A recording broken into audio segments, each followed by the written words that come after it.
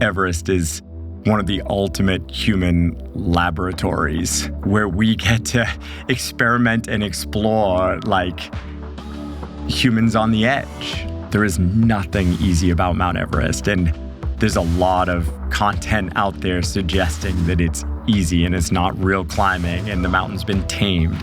It has not. My guest today is a former theology student en route to medical school, but somebody for whom the mountains beckoned, and the rest is history. One of the world's most accomplished and respected high alpine mountaineers, he has summited Earth's highest and most treacherous peaks. He summited Everest an astonishing 9 times, once without supplemental oxygen, which is something he repeated on K2. He's broken records for his rapid succession of high mountain ascents, as well as for his many equally harrowing ski descents. I am a fan of risk. My summit push on Everest was 43 hours without sleeping. That extra few hundred feet, I think, is really at the limits of human physiology. That's the best I can understand it. And so everyone who's there is like at this edge. He survived 3 avalanches, he stared down death, and also pioneered a new level of high-risk expedition athleticism. And along the way, he learned more than a few invaluable life lessons about ego, about risk, humility, ethics, and so much more. His name is Adrian Ballinger, and this is his story. We still get the shit kicked out of us all the time on that mountain. We're meant to be fighting up there. It's one of the most inhospitable places on the planet, and I love that.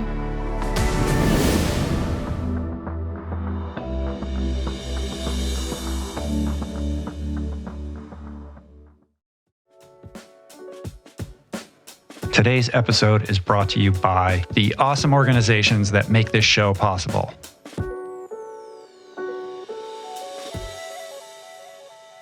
All right, well, you may be the most accomplished climber to ever sit in that chair across from me, and I'm very excited to talk to you. But, you know, the great honor that you have, the great distinction is that you are the first person to fly your own plane to come and be here today on the podcast. You are a pilot. And I was thinking about that for a second, and I thought, man, even when this guy's home, he's got to get himself up to like a high altitude, you know, like adventure at all times. I mean, it is a lot of fun to get to fly myself here. I feel very lucky for that. It was an easy flight. I was wearing oxygen, which was kind of funny. I was only flying at 16,000 feet, but I was wearing oxygen. It was like, you know, we go so much higher without it in the other side of my world. Well, you just sleep in your tent the night before, right? The altitude tent, right? Exactly. You should be fine. That's right. No, but it's, you know, I am such a conservative pilot. I fully recognize how new I am to the activity in many ways. I've been flying for 6 years, but there's a lifetime of learning there as well. That's been one of the really fun things about it, is like feeling like a newbie again. And yeah, I feel so much adventure in it. So as well as the utility of being able to do more things in the American West, flying also means like I love getting there again. Yeah. And there's so much more to learn, you know, like you can progress in a way that with climbing, it's like you've done so much, right? I'm sure there's always things that you learn and ways to grow with every ascent that you make, but the curve of that growth is, I'm sure, plateaued by comparison. Absolutely. Yeah. And especially as you consider the physical side of climbing, you know, I still feel like I'm at a level I'm really proud and excited to be in the mountains with, but I can certainly recognize that there is only one way that physical component of climbing can go, and it's downhill. And so with flying, it is interesting. I think there's still years and years that I can improve, gain new skills, and become better, which it's exciting. So you just returned from Everest, your 9th summit. That's correct? Yeah, that's right. And you have spent, is it 14 seasons now? 13 seasons. 13 seasons on the mountain. That's an unbelievable amount of experience with the world's highest peak. You know, walk me through this latest ascent from the north side and what made it special. Yeah, it is funny to actually, you know, every now and then I'll count up the number of weeks I've kind of slept in a yellow tent on the side of somewhere like Mount Everest. And it's like, wow, that's like, it's getting up there to be about 3 years of my actual life living in a tent on Everest, which does feel like a chunk of time. Luckily, I really enjoy it and do still just like cherish that time so much. And this season was incredibly special. Like personally, for my guide company, Alpenglow Expeditions, and I think for everyone involved. And there were a few reasons for that. The biggest one personally was I haven't been on the mountain since 2019. So in 2019, I was on the North or Tibetan side. And then, of course, COVID changed everything for all of us. One of the things it did was shut down the north side of the mountain, the Chinese side of the mountain, for 4 years, from 20 through 23. And so 2024 was my first time back after essentially 5 years away. And so I don't think I was jaded before, but it was certainly like I went every single year. It was a job, and it still is a job. But 4 years away allowed me to reappreciate like what I love about that place and why I do keep going back. And all of that made it very powerful for me. Then the second big part of the season that was unique. So as you're probably familiar, there's two common commercially guided sides of the mountain or routes on the mountain. One goes from the Nepal side. That's where a lot of probably your listeners have seen the chaos, the kind of like the dark side of Everest, if we want to call it that, the crowds, the inexperience, the trash, the poop, all that stuff. And I made a decision back in 2014 not to guide on that side of the mountain anymore. And I went to the North Chinese Tibetan side. Much more difficult to get into, way more bureaucracy, arguably a harder and colder and more challenging route. But it allowed me to get away from a lot of that chaos. It's a much quieter route because of those difficulties, especially dealing or getting permits from the Chinese government to be there. Yeah, the permit thing sounded like it was just insane and kind of came down to the wire there. They made you jump through a lot of hoops. Was it just the person who was assigned to you for approvals, or what is it specifically that makes it so hard? I think one of the challenges with working with China for something like climbing in Tibet is we don't actually know. It's a little bit of a black box. We have relatively little communication from the government. It seems like it's just not a priority for them to build an international tourism sector in Tibet currently. And so we send in our applications and then we potentially hear nothing for weeks or months. And then finally we get, a short email or a WeChat message and then nothing for weeks or months. So it makes it very difficult to do business there. In this case, what it meant is we had heard at the end of 2023 that the mountain would be open this year, that they would invite foreign teams. My company and a few other companies were invited to send in applications. And a normal Everest season opens at the beginning of April. And so that's what we planned on. And all of a sudden, at the beginning of April, we had no information, no entry date, no port of entry where we could book our plane tickets to, really no information. And that's when things started to push back and push back. The downside of that is it's stressful and hard to run a trip successfully in that environment. The good thing for this year specifically was almost all of the other teams canceled. They decided the uncertainty or the late entry wasn't going to work for them. And Alpenglow's system works a little differently. We actually pre-acclimatize people at home using hypoxic tents that a lot of endurance athletes use. So we felt like we could work within a shorter window. So we held on. And eventually the border did open on May 7th. Traditionally, it opens the beginning of April. So about a month late. But our team was still excited to go. We were able to get into the country. And what it meant is we ended up being there were 3 other teams on the mountain, but they quickly left. We were the only team on the mountain for the second half of May. Yeah, that's pretty special. It was, when you ask about what made this season special, like that is the second thing. So 1, my personal excitement to be back there. And 2, the fact that the mountain, we just don't get the most popular mountains on the planet to ourselves anymore, whether it's the Matterhorn or Mont Blanc or Denali. And that's certainly been true with Everest. And it felt like I imagine it probably was in the 70s and 80s when in Tibet they would only accept 1 national team each year. And it made the mountain more difficult, but it made it so much more powerful. We were essentially 23 people alone there working together to get to the top of this mountain and back. And how many of those were clients of Alpenglow, and how many of those were Sherpas that were accompanying you? Yeah, so we work in really small teams. Even though 23 probably sounds big, that's actually quite a small team. That was only 6 clients, supported by 5 foreign mountain guides and 12 Sherpa.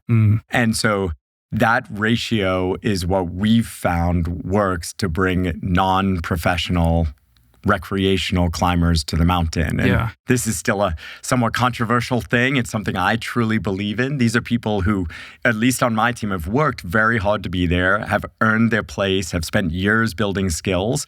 But our goal, we always say our mission, is to develop competent team members.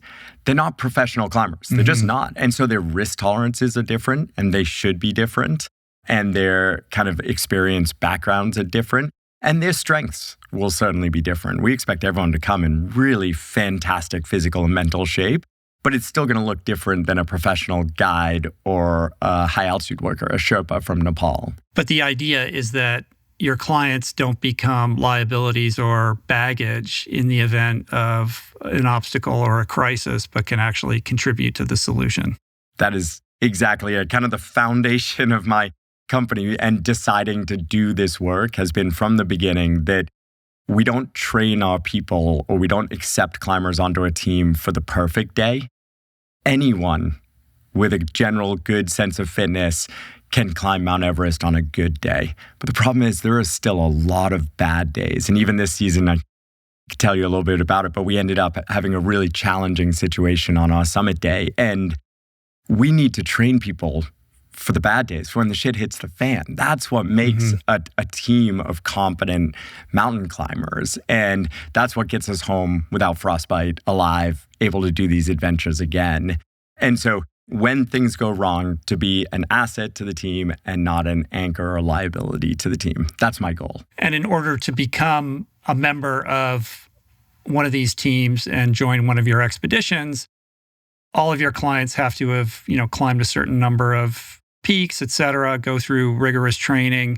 But in addition to that, they participate in this thing called rapid ascent, right? Which is how you're able to arrive on these mountains and kind of execute on a summit push without having to spend, how long, at base camp, it's like a 64-day thing, right? It's not, you don't just show up and climb the mountain. Yeah, no, when I started going. You have a whole different approach to how this can be done. And it's one I think is, it's easy to say it's controversial, but your perspective is that it's actually safer. Yeah, absolutely. So when I started guiding on Everest, we spent 2.5 months each year. We would go in the middle of March and we would finish at the beginning of June. And that was just how you climbed Mount Everest. And it was a good and successful system that had been developed through the 90s and into the early 2000s by the commercial guide companies, and it worked. When I started, I loved that, right? I didn't have a family. I barely had a functioning business. I was willing to sacrifice community and miss weddings of people I loved and things like this for this sport that I just felt so passionately about. But really where Rapid Ascent started, it was selfish. I realized that with Alpenglow and my own personal climbing, I was spending up to 8 months a year in a yellow tent on the side of a mountain, not just Everest, but all around the world doing these other training climbs. And I started to realize how much I was missing in the rest of my life. I had no balance, zero. And I started to hear about these high altitude tents that were being used, especially by Leadville 100 runners and cyclists in the early 2000s, the 2000s. And I was like, I wonder if that would work for climbers, but no one had really tried it. And then it was actually a British climber named Kenton Cool that had to do a Samsung advertisement, media campaign on the mountain. And he was the first person I heard had pre-acclimatized in order to do whatever it was he had to do in the UK and then come straight to the mountain with this phone and make a live call from the summit. And he did the entire trip, I think, in 35 or 38 days. And he had used the pre-acclimatization tents. And so then there was this anecdotal thing, it works. And so I started experimenting in 2011 and 2012 on myself, and then persuaded a group of clients to be guinea pigs and go to a mountain. And we all took helicopters to 19,000 feet to a high base camp on a mountain called Makalu. Again, a bit controversial using helicopters in that way, but it was an experiment to take people from sea level and just drop them at this higher altitude and start the trip. And it worked. No one went home. No one got altitude sickness. And so we started building from there. Yeah. On the safety tip, it seems like there's two things that are at play here. One is if you're spending less time on the mountain, then there's less risk exposure to avalanches and earthquakes and all of these deadly events. But second to that, if you pre-acclimatize, then your body doesn't have to go into that hyperdrive state to do that acclimation because when it's doing that, then there's less energy reserves for your immune system in the event that you get sick. And so when people are getting sick, it's because their bodies are trying to do those two things in tandem, right? Absolutely. Like both of those things are really important reasons why we found the rapid ascent system to be effective. Our success rates are not only as good as they used to be, they're actually better now. And I think a third reason is on those old trips where we spent the first 6 weeks just basically festering in base camp and low on the mountain, we were losing muscle mass and a lot of the training that we had put in.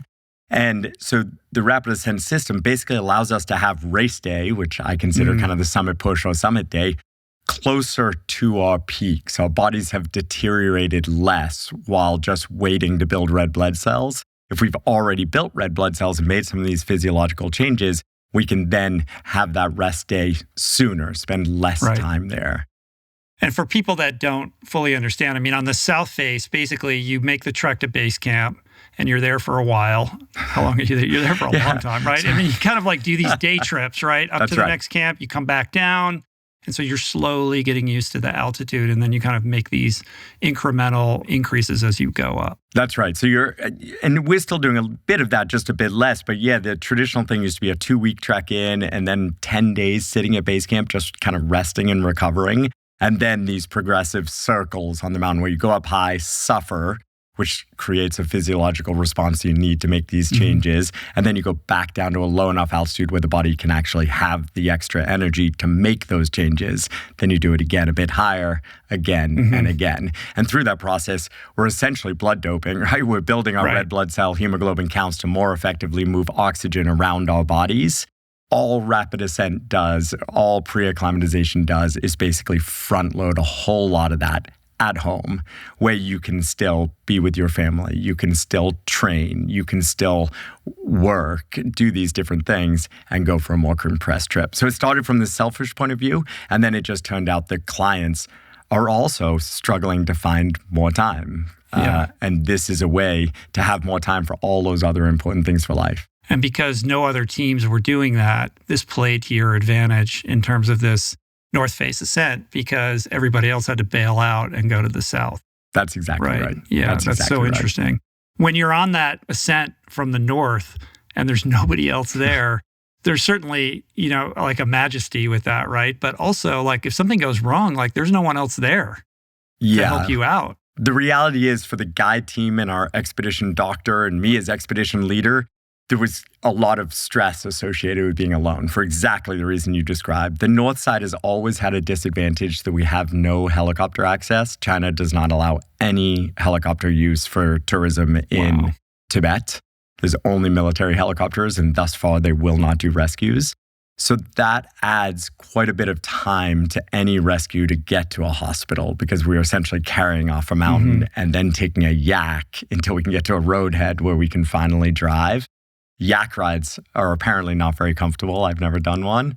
But so not having that, we rely on human power in the event of an accident, whether it's a broken leg or a medical issue. If someone needs carried, it takes a lot of human power. And being the only team, that meant we were solely responsible for that. So it's certainly changed. That's a risk. That's a risk. Well, there are also all these sort of pros and cons when you look at the South versus the North, right? Like, explain the pros and cons of both of those approaches. Yeah, and this is where I end up climbing up on my soapbox, because I have a very strong opinion that not everyone agrees with.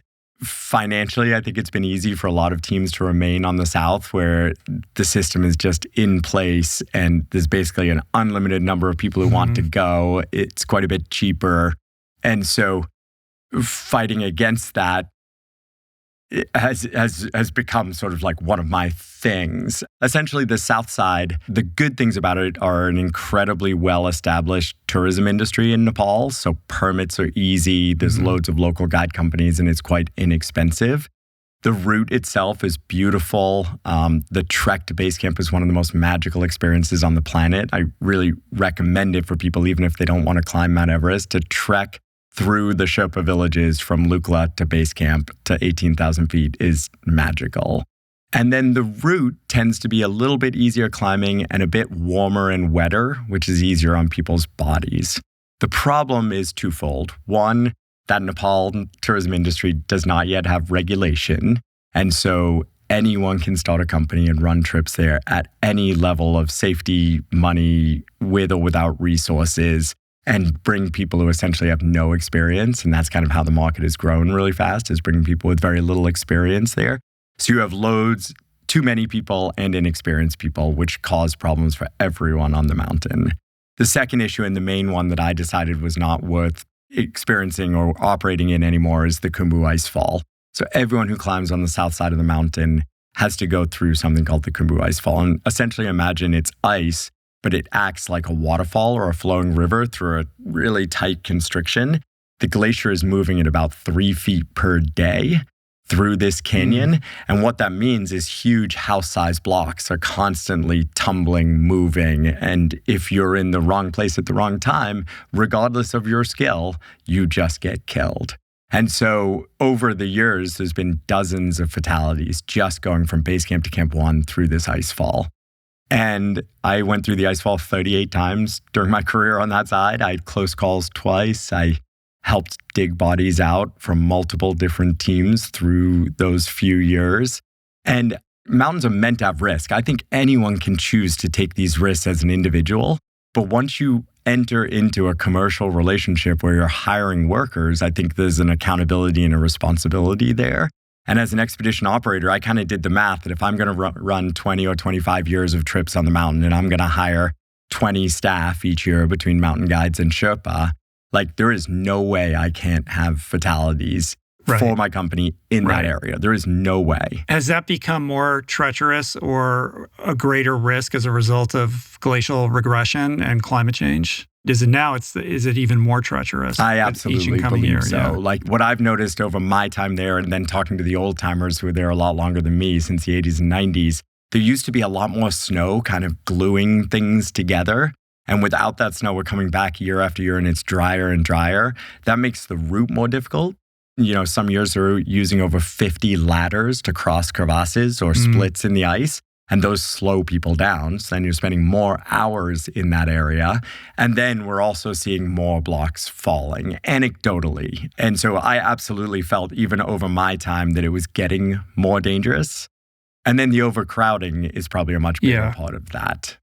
In 2023, I wrote it down. I can't find it, but I seem to recall there were, was it 23 deaths? Yeah, I was going to say 19, but... Was it 19? Yeah. Right around 20. And this year... This year there were 9, I think, all on the south side. But it generally is around that like 10 range, right? Yeah, 10 is average, I'd say, of the modern era. So this sort of commercial guiding era of the last 20 years, 10 is average, but the bad years are more than 20. And my last year on the mountain was probably at least the easiest to see worst year is 2014. And it was when we had an icefall avalanche that killed 16 Sherpa in one accident. So 16 workers. And that was my last season on the mountain where I was like, this risk, I had been feeling this risk was growing too great for a while. What changed in 2014 was I was finally able to sell the north side. So I always struggled. Clients didn't really understand why we wanted to go to the north side, why it was safer, things like that. Once that accident happened, it was just so clear. There was so much footage of it. So then it became more easy to sell the north side. My understanding is that in the early 2000s, the north side was the preferred side. It's true. And what happened that then shifted? Was it just China's kind of reticence or all the difficulties around the permitting that made that shift? Essentially, yes. So yeah, the north side was more popular and the success ratios and safety ratios were much better on the north side than the south side in the early 2000s. But then in 2008, China wanted to bring the Olympic torch to the summit of Mount Everest as part of their lead up to Beijing. Yeah. And they shut down the entire north side of the mountain 8 days before expeditions left, and everyone lost everything. So millions of dollars gone. Clients couldn't switch that late in the season to the other side for most companies. And so essentially it rightfully led to sort of companies' distrust of the north side as being like a reasonable place to run expeditions to. So everything moved to the south side. And then at the same time, that was sort of the buildup of social media and Facebook and then Instagram. So the early 2010s, when the world finally started to see Everest in almost real time, all of that content came from the south side. And so I think the snowball just kept building. And it's taken this long to kind of encourage people back. And by 2017, 18, 19, we were back to the north side really being like better understood and appreciated, at least by people who had put their time in the mountains, which were the clients we were trying to find anyway. And then COVID sort of done the same thing, whereas Nepal only stayed closed for 1 year due to COVID. China stayed closed for 4 years due to COVID. The other safety consideration between the two is that from the south, you're basically traversing valleys, right? Whereas on the north, you're sort of on ridge lines for a lot of it. So if there's a avalanche or some kind of event, right, you're going to be, if you're on the south, it's all coming down on top of you as opposed to falling down beneath you. Yeah, I've spent a bunch of time talking about kind of like the challenges of the south and, the pro of the north side, other than relatively uncrowded. And China, despite the challenges, being quite dedicated to kind of like managing and regulating the mountains. So they don't allow true budget companies to be there that are cutting corners. They do care about things like trash and human waste and not allowing generators inside the national park and different things like this. But the other big thing is, the route is truly different from a mountain guide's like brain perspective of how we manage risk. In the south side, there is so much random chance you're taking because of, like you said, climbing in valleys and things above you, whether it's rockfall or icefall or avalanches falling on top of you. The north side route almost continuously follows ridges. There's basically 1,000-foot slope to get to what's called the North Col of 7,000 meters, where we're climbing an open slope with things above us. The rest of the time we're on ridges. And so when I think about, just ways I can manage and mitigate the things that I can't control, that's one way to do it, is to find high points. All the camps are on high points. A camp on the north side will never be wiped out. So but if you do the rapid ascent and you go to the north, you're missing the party at base camp on the south, right? Like there's a lot going on there. There's baristas and dinner party. There's the more I look into this, the more I'm like, wow, this isn't actually what I thought it was. Yeah, and in some ways I've loved that. Like my mentor into the 8,000 meter world was a climber and guide named Russell Bryce. He owned a company called Himalayan Experience. He was a Kiwi living in Chamonix. And he was the original. And in the early 2000s, it was like, we don't have to suffer as hard as everyone is suffering. We can bring these creature comforts and make it more fun. He was the first one to bring a big dome, the first one to bring heaters, the first one to bring a chef to cook sushi or make sushi at base camp. And there's first like private bedrooms with like real beds and like private bathrooms and things like that. Yeah. And so maybe this is me going from like a young one trying to disrupt to like being the old crusty one. Like we all have this line where it's gone too far, right? And like it's gone too far arguably for me on the south side. I think like on the north side, you can drive to base camp at 17,500 feet. So in my opinion, bring whatever you want there. We actually had a great espresso machine. We have, beautiful hot showers, all these different things because we can drive everything there. But on the south side, once you're using like underpaid human labor to bring these things up, and then not only in base camp, but people started bringing these things through the icefall to show like at Camp 2, they have heated tents and carpeting and beautiful dining tables and big ovens to cook fancy meals. Well, all of that is being brought through the icefall, which means more loads in the icefall, which means more Sherpa hours in the icefall, which means more accidents. And so, like, everyone's got a line. I found mine. I'm like, be super comfortable at base camp. Have a party, drink your whiskey, whatever it is. But then once you're on the mountain, be a climber. Cook for yourself. Set up your own tents.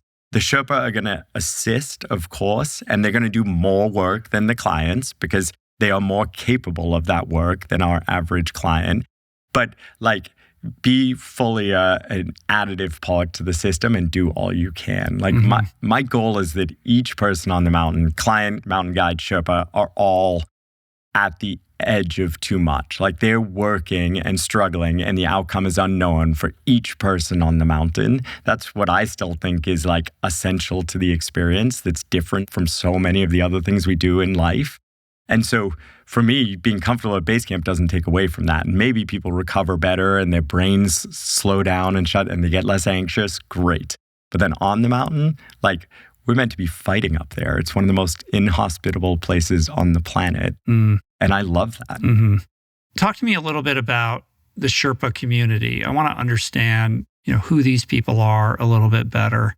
Obviously, base camp on the south and all the Sherpa that are, assisting these expeditions and these climbers, like, this is a major driver. It's an engine of their economy. And the commercialization of Everest obviously benefits that community on one level, but there's also, I can't help but think there's something exploitative about it as well. So you being somebody who knows these people well and has spent many years with these people, like, who are these people and what is it that we don't understand about that community?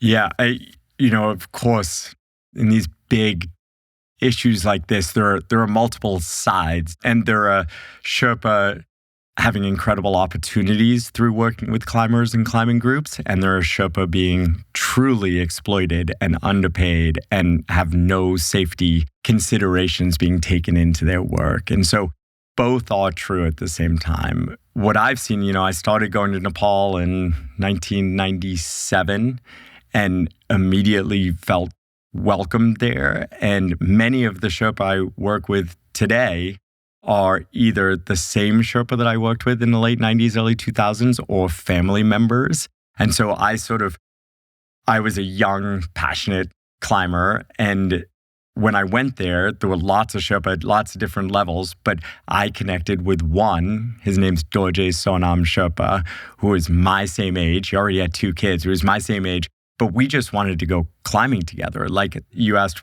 something that's missed or maybe not known, it's that there is a passion for climbing amongst many of the Sherpa.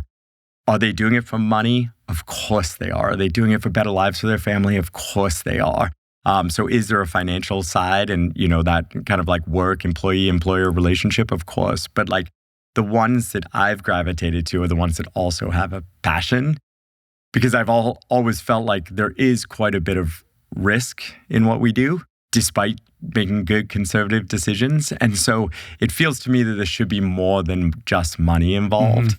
So I think I've gravitated to Sherpa who have also enjoyed climbing, who, when they have the opportunity to stay in base camp and rest or drink coffee with the clients or go climbing, they want to go climbing. They want to put the ropes up. Yeah. They want to break the trail, things like that. And these guys are going up and down all the time, anonymously. The headlines are, whatever Westerner did this, that, yes, or the other. And in truth, these are gigantic team efforts that are fueled by the Sherpa who are kind of, just anonymously going up and down. And we don't even sort of acknowledge or recognize that. I mean, I think that's changing a little bit. Yes, and I think, you choose who you follow or watch or hear stories from. And, there are people acknowledging the support they've had. But there are also many people kind of just obscuring it. And I think, all the way to the highest level of professional athletes, it's easy to say, like, I soloed or whatever because I didn't hire a Sherpa or no one carried my backpack or tent or things like that.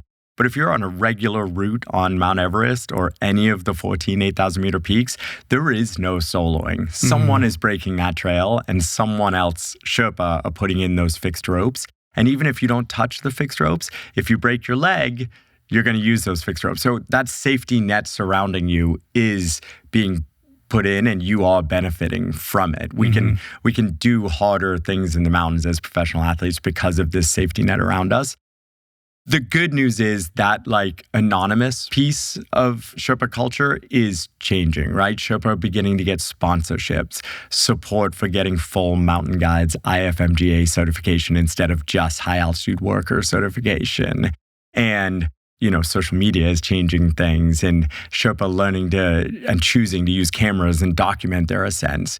Because, the truth is Sherpa are people and we shouldn't ever pretend they're superhuman or can do anything, but their strength in the mountains, both genetic advantages and willingness to suffer and work hard in general, their ability to handle a workload is incredible and their work ethic is incredible.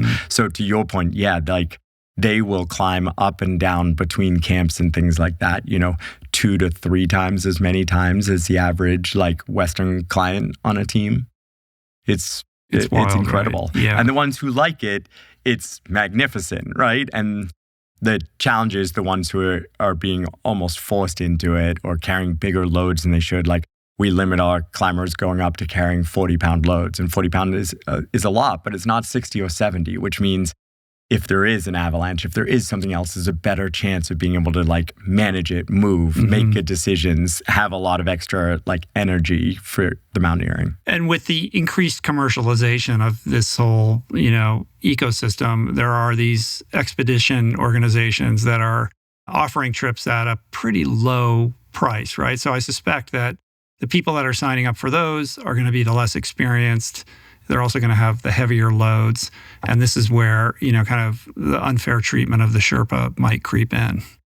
That's right. And it's a complicated issue, though, right? Because in some ways, the broadening of who can go to Everest has a real positive, right? That it's not purely the playground of the ultra wealthy anymore. It is possible to save money and go to the mountain for, let's say, $30,000 instead of $100,000. Having different ways to go to the mountain is something I appreciate. Seeing more diversity in the mountains is something I appreciate. At the same time, this complete lack of regulation is allowing some operators to cut corners and take incredible advantage of their Sherpa staff, of the mountain, of other teams. Our team has been doing rescues for budget teams for 2 decades, right? Because we have an expedition doctor and one of the most powerful Sherpa teams on the mountain and these fantastic IFMGA certified mountain guides. So when something happens on the mountain and the team has no communications, no extra oxygen, and no medicine, well, ethically, if you're there, you're going to help. But they're complicated decisions because also there is a point where your clients get to the point where they're like, I've paid all this money for all this incredible staff, and 3 days a week they're off doing rescues for other teams. Right. It's not easy. So does that create tensions at base camp between these various expedition outfits, especially when there's so much time to pass, when everyone's kind of hanging out, right? Yeah, it does. It's easy to glorify the old days, but it did feel like in the early 2000s when I entered this business that we all competed really rigorously kind of for clients. But once we got to the mountain, we all truly worked together and shared resources and things like that. And today there is such a separation between budget companies, some of which are Nepali, some are Russian. There's even an American ultra budget company. It's not local companies versus international companies, but there's become this huge separation between the true budget companies and then the well-resourced companies and kind of the unfairness of it. These are challenges that still need figured out. The solutions have not been created yet. I think there is a place for budget companies if their clients understand what they're signing up for and hopefully have that much more experience. If a professional climber wanted to go to the mountain, they wouldn't need all the resources that my teams deserve. And so there should be a place for that. I think what's missing, and we've seen it missing in other places, even Denali in the US, but especially popular mountains in South America, there was a lack of regulation. I think capitalism kind of did its thing and ran rampant, and there were a lot of positives, but there were also these pretty strong negatives. And then if governments want these places to be pristine for tourism, pristine doesn't just mean clean. It also means ethically conscionable, that when you leave that place, you feel good about your experience there, not dirty about your experience there. I have no doubt Nepal will get there and regulations will come into play that actually create a floor of services that we can offer and then build from there. I see. So if you were in charge of creating those regulations, it would create a floor. What else would you like to see happen? A big one is there is no question to me that no one should be on Mount Everest until they've climbed a number of peaks first. Let's say 3 to 5, 6,000 meter peaks, 20,000 foot peaks, and at least one 23,000 foot peak or 7,000 meter peak to build the base level of technical skills you need and decision-making experience, and hopefully where you've experienced a failure before. So then if failure becomes a reality on Mount Everest, you're prepared to accept that. So I think we absolutely need regulations of experience for clients on the mountain. Then I also think we need similar regulations for Sherpa high altitude workers and for mountain guides. Mountain guides should be certified by the IFMGA. It's just a base level certification, like a medical bar or a law school bar or anything like that. And high altitude workers, so not necessarily mountain guide decision makers, but doing the hard work of breaking trail, fixing ropes, setting camps, things like that, should go through something like the Khumbu Climbing Center certification courses that have been designed for that. So everyone needs an experience level, a base experience level. And then things like removing human waste, removing trash should just be basic. If you don't do it, your company's gone. It's just gone. Yeah. And right now it's gotten to the point because even the inexpensive Sherpa wages are still expensive. Now that you can get tents from China for $50, it's cheaper to leave the tent behind and buy a new one the next season than it is to remove it. So we're just building thousands of pounds of trash on the mountain because it's easier to leave things than to pay for the human power to bring it down.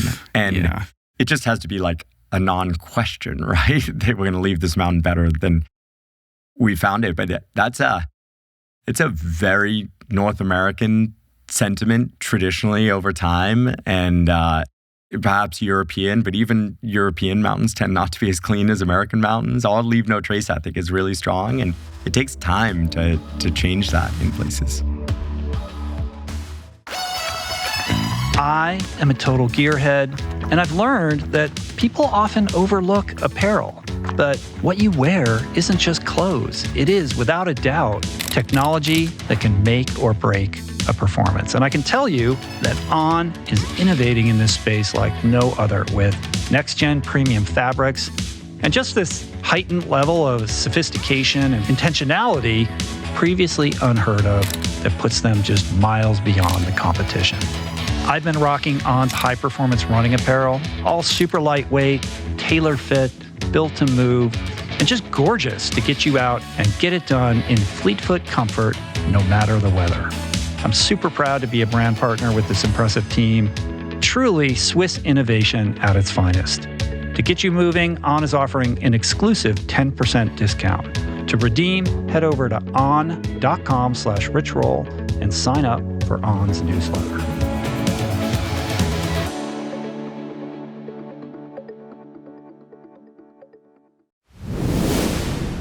We've all seen the images of the traffic jam, and we have seen, the kind of littered tents and debris around Everest. And it's easy to kind of just form a mental construct of what that is and why it is the way that it is, and say, wow, this shouldn't be this way. But as somebody who's been there 13 times, like, what are we missing? What do we not really appreciate or understand about the reality of being there and making that summit push? And what the community, there's a lot of heartwarming stories, yes, around like being in base camp and all the people that you meet and the community and all of that as well. Yeah, we have spent lots of time talking about the challenges of the mountain, but you know very well how much I love this place and how much I believe in these experiences. And so, two things I thought about as you was asking that question. So the first thing people might not know is actually how hard it still is. So even I just kind of talked trash about the trash being left up there and how there's a financial reason for that. That is true. There is also a struggle reason. Many people underestimate the mountain, including expedition operators and mountain guides, even good ones. And sitting at home, what people probably don't realize is we still get the shit kicked out of us all the time on that mountain. And what I mean by that is we're coming down and we're fighting for our lives because something has happened. Oxygen resources have run out or disappeared, or a storm has come, or high winds, or all these different things. And so all of a sudden you are actually fighting and thinking about things like frostbite and, fatalities. And then it becomes a lot easier to justify leaving things behind on the mountain. And, a good company will leave things behind because life is still more important. But then we'll sit in base camp for 5 days, 7 days, 10 days until the weather is good enough. And then we'll pay a team to go back up the mountain. We'll pay bonuses and clean what was left behind. Mm-hmm. Not every team does that. So there's also that side where there is still a struggle going on. There is nothing easy about Mount Everest. And there's a lot of content out there suggesting that it's easy and it's not real climbing and the mountain's been tamed. It has not. Like this season, I kind of alluded to it before. We had this perfect summit day. We spent 45 minutes on the summit. Everyone got to take all the selfies they wanted to. And everyone on the team, 23 people, summited. Magical day. We had great weather forecasts from our Swiss meteorologist. We're coming down the mountain. We get off the mountain. It's all perfect. We get to Camp 3, which is at about 27,000 feet. So our highest camp, still way in what's called the death zone, above 26,000 feet. Human life is not meant to be there. And all of a sudden, this like convective buildup is happening below us. And we start getting just huge wind. So we're talking about, 60 to 90 mile per hour wind gusts. And all of a sudden, none of our communications work because you can't use walkie-talkies when it's blowing that hard because no one can hear anything but, the wind. And tents start getting ripped and shredded. And we had planned to descend 2,000 feet in the mountain and then crawl into a tent and have some food and cook up some water and, get new oxygen bottles and continue down. And now all of a sudden we have completely exhausted climbers, Sherpa trying to take down these tents so we don't lose them and leave trash. Mm-hmm. And none of the kind of backup resources in place that we expected. And we're fighting. And we're one of the best resource teams on the mountain with, I would argue, excellent expedition leadership and really expensive Swiss weather forecasting. And we were still in it for, 7 or 8 hours. All the team backup safety net kind of went away. And it was like, there's a mountain guide and 2 or 3 Sherpa and a member. And we're doing what it takes to get down. It's real. What is the allure that keeps you coming back? I mean, you've done this 9 times, because you see those images of the traffic jam and you can't help but think, well, how hard is this? Look at all these people. Like there's backed up, they're just cruising right up to the top and back. Obviously, that's not the reality. It's incredibly dangerous and risky. And it's something that I don't want to use the word conquer. I don't think anybody conquers a mountain, but it's something that you've been successful in summiting so many times. So what is it inside you that keeps you so magnetized by this experience? Yeah. For me, specifically on Mount Everest, it's absolutely the mountain guiding side. It's the going back with a different group of people every year and hopefully helping them to achieve or at least attempt this dream. I think Everest is one of the ultimate human laboratories, where we get to experiment and explore humans on the edge.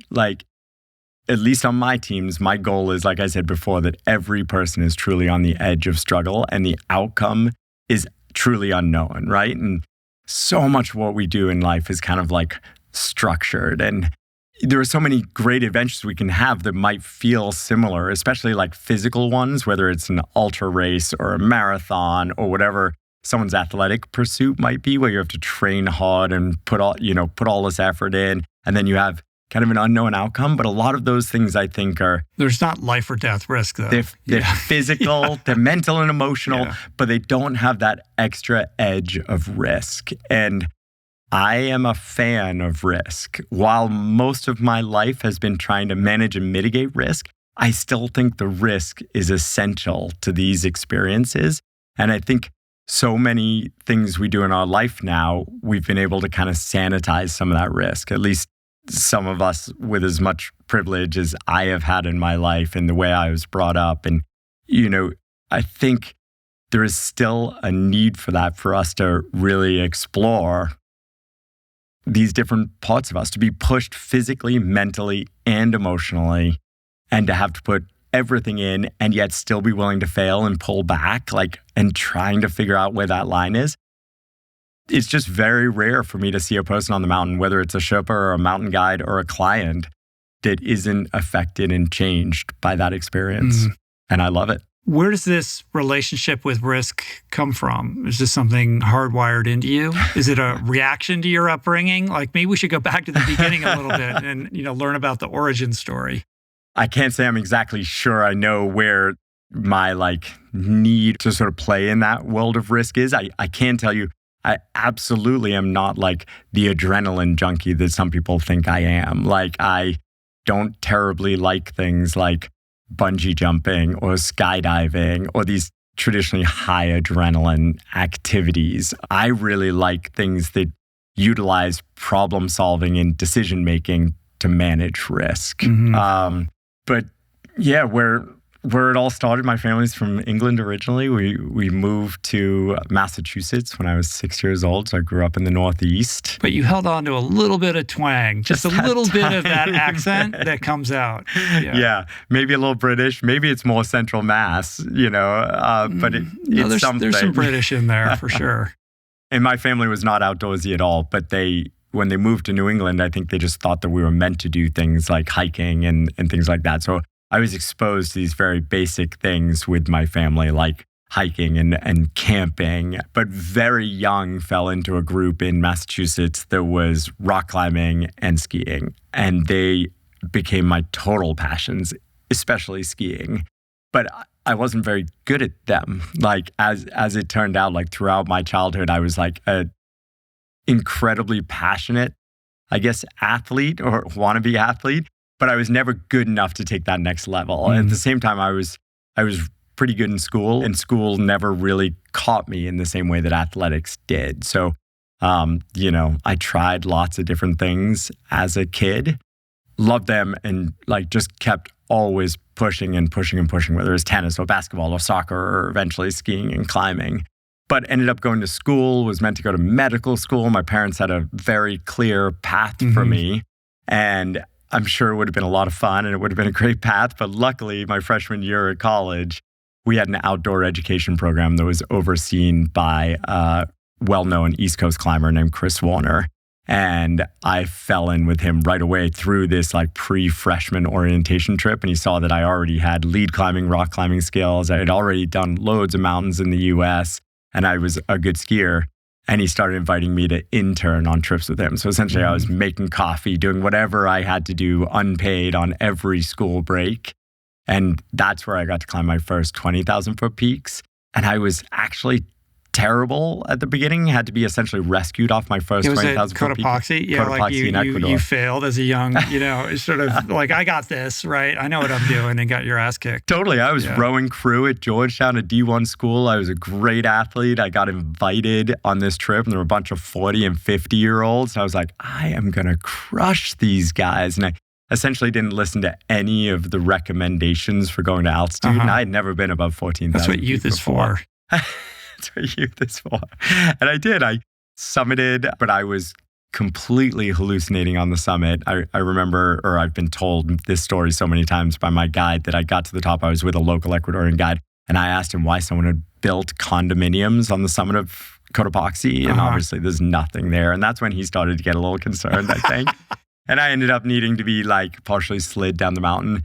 And I finished and I was like, I never want to do that again. And luckily I had this mentor, Chris, who was like, no problem. Come to this little market town, experience a little bit of the culture. You can fly home before we go to the second mountain. And it was over that 3 or 4 days of rest that it went from being like, that was the worst thing I've ever done, to being like, that was the hardest thing I've ever done. And that difference was like, well, can I do it better? Can I find a way to not suffer as hard as I did?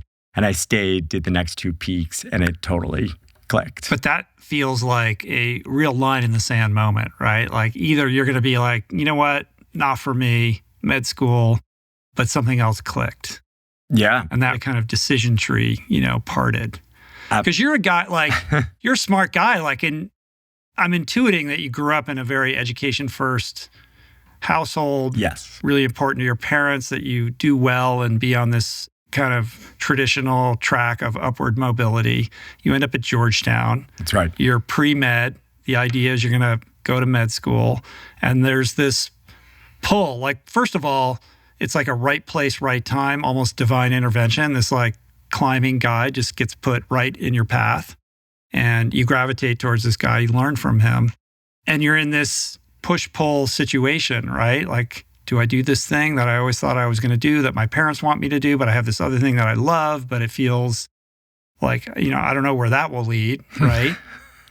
And as a young person, like trying to make sense of that, most people end up, kind of tipping the other direction towards the traditional path.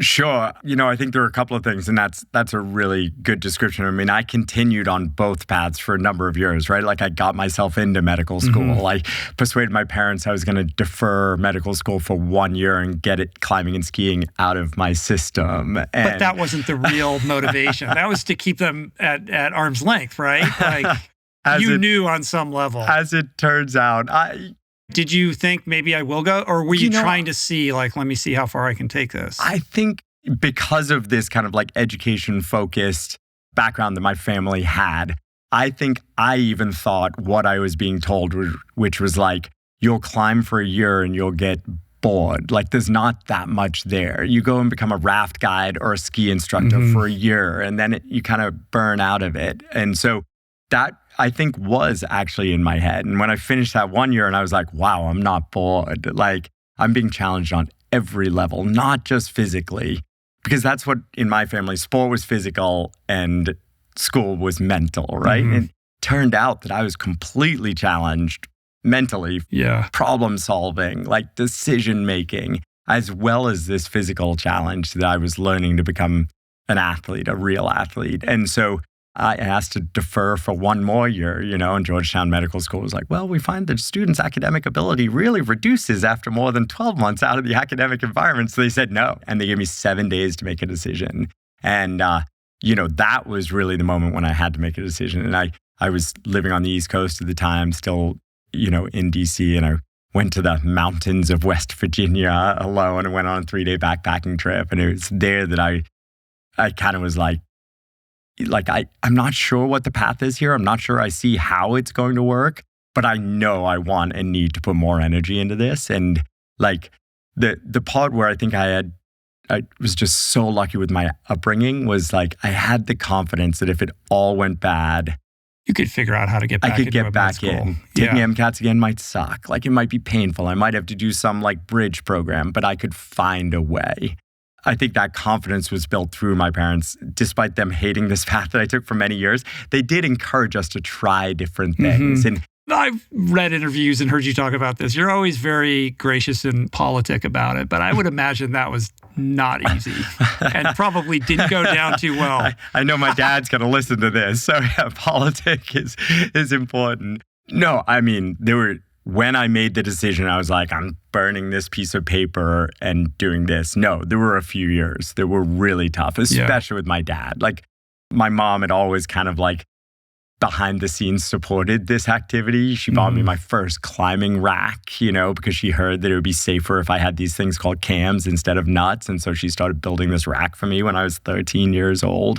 But my dad was very clear that like there is a path and this is not it. And I think it came mostly from like, they had struggled so hard to get to where they were, and it was still hard. Like we're a middle-class family, and they're like, you need to be stable and like have no doubt about where your next paycheck is coming. And there's no sense of how this could lead to anything stable. No, I mean, this is the 90s. There were no like well-paid professional climbers yet. Like the sponsorship side of climbing grew so much in the 2000s, but that didn't really exist. Guide services weren't really professional.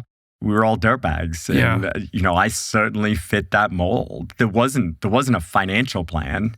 And so, there were a hard few years where they were just very certain that I was running away from responsibility versus... And they're just waiting. He'll come around. Exactly. They still say, you can still go to medical school, Adrian. It's true.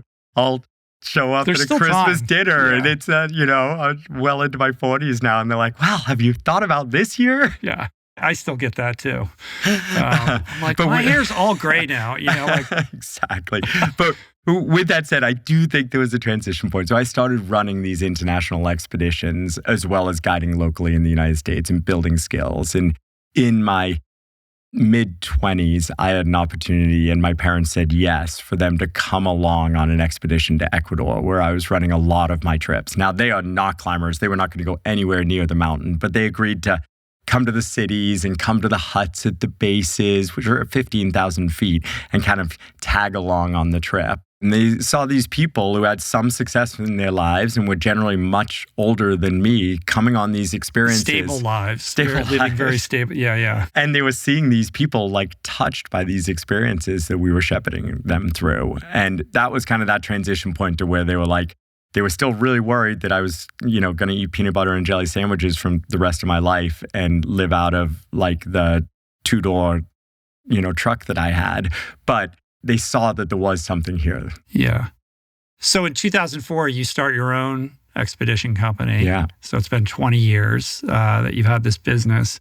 But I know that, basically you didn't take any money from it for a long time. And you kept, even when you kept your salary like super low. I mean, it's a very successful enterprise now, but it wasn't like an overnight thing. Yeah. It's been a wild road. The 20-year thing, we suddenly have all this merchandise. It says like since 2004, and we're kind of celebrating our 20 years this year. We're shutting down and having a big party. And this is not a path I ever imagined. Like maybe I should have studied business in undergrad or gone to business school. Like there wasn't a path. I was just doing what I loved. In like 2004 to 2011 or 12, I ran every single trip we offered, right? Like, so essentially it was a sole proprietorship for a long, long, long time. And then, luckily I had a client who became a mentor and then a best friend and eventually an owner in Alpenglow who helped me to, look around me and see a lot of the mountain guides in their 60s who are old, jaded, broken, and broke.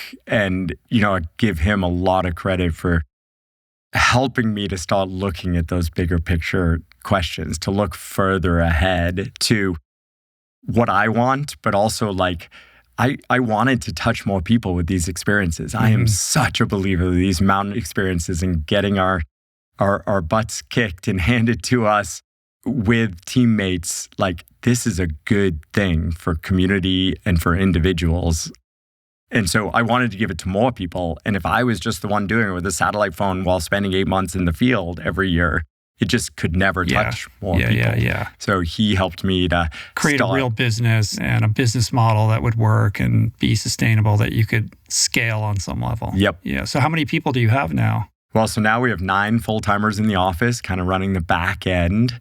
We'll take over 6,000 people climbing and skiing, both in the U.S. and here in California and Lake Tahoe and around the world. We'll run over 45 international expeditions. Locally, we have a couple of dozen guides doing regular work for us. And internationally, there's probably about 10 of us that really are the core team. So it's cool. We touch more people now. And, of those 6,000, only a few hundred are going on international expeditions. So another big thing that I'm really proud of is we realized that many people were never going to be able to take that much time or, have the financial resources to do that. And so in Lake Tahoe, we offer things as simple as a 2-hour Via Ferrata climb, if you're familiar with Via Ferratas. Yeah. I know the one in Telluride. Looks terrifying. I've never done it. But and that's the beauty of them. I was there. Somebody died the last time I was in Telluride. You're just ruining my whole pitch of Via Ferratas, because what I was going to say is they look so terrifying and yet they're so safe. Of course, ours is guided and custom built. It's very different than the Telluride kind of like scene that was illegally built on public lands, but has now become this really popular tourist attraction. But a Via Ferrata is essentially you have a steel cable from bottom to top that you're clipped into. And so a non-climber with very rudimentary skills, not having to learn about rock climbing rope systems, can ascend a cliff and feel what we feel in the vertical world. And they are so much fun. And that barrier to entry of both skills and cost was just dramatically reduced from what I used to offer at Alpenglow.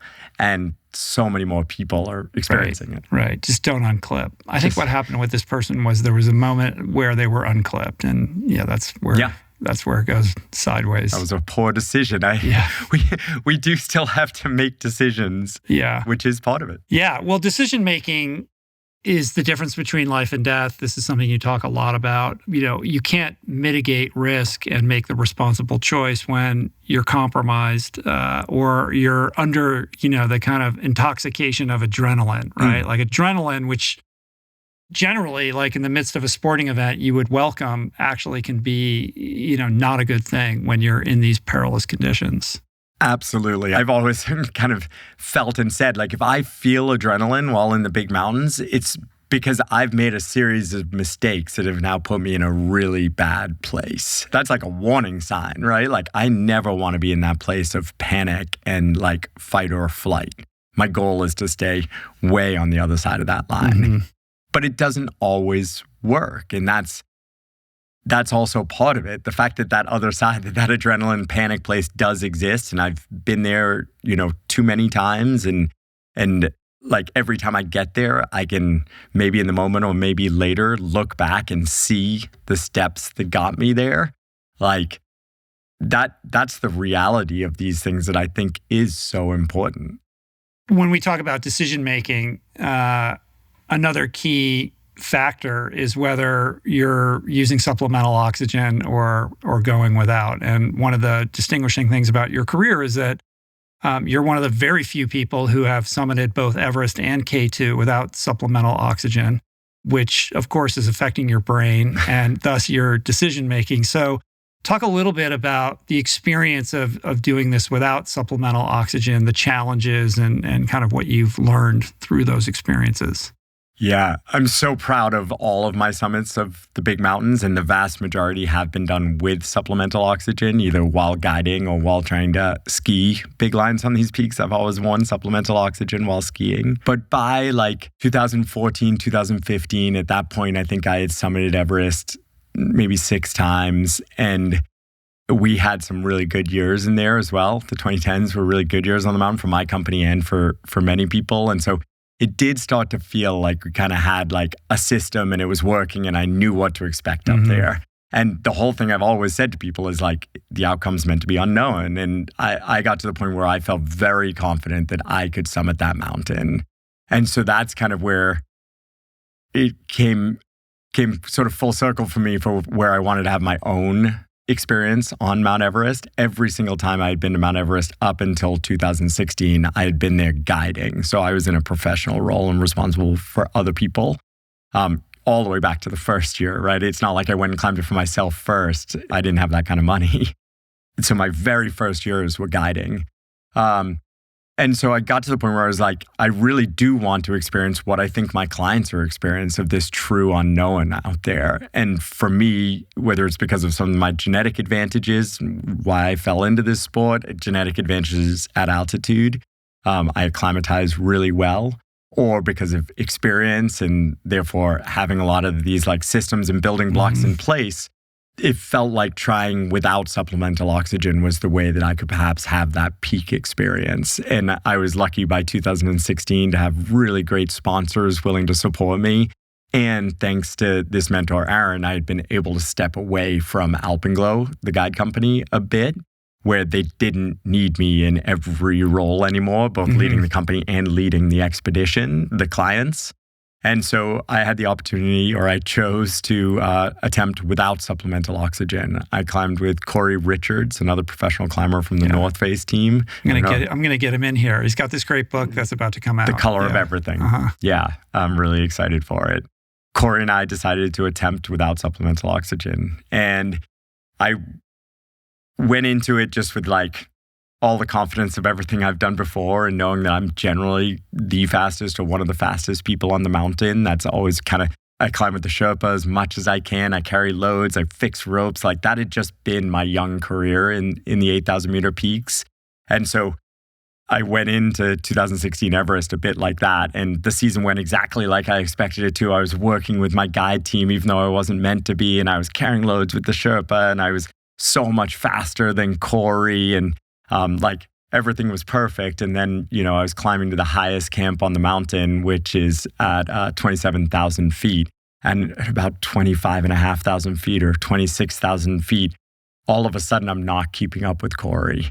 And Corey at altitude, as it turns out, like he hits 26,000 feet and he's like Clark Kent, right? He goes into the phone booth, rips off his suit and he's Superman. And he gets stronger and stronger as we get higher. He's probably not actually getting stronger, but he gets weaker at a slower rate than everyone else. So he was doing great. I, like my mental state, my immaturity, at least in this world or in this moment, like I just had to keep up with him. I did everything I could to get to high camp, to 27,000 feet on his heels at the same pace as him. And essentially what I had done is like put my summit effort, my race day effort into the day before the summit. I crushed myself keeping up with Corey that day. Couldn't stay warm that night, couldn't hydrate. We don't actually sleep at 27,000 feet, not on oxygen, but we spend 8 or 9 hours like resting and drinking water and things like that. And by the time it was time to go for the summit at 10 p.m., like I was just crushed. I made it another 1,500 feet. I think I made it to 28,500 feet. So 500 feet from the summit, like so close, maybe even closer than that. But I was going to get myself killed up there. My pace had slowed to the point that there was no way I could summit and make it down in any sort of reasonable amount of time.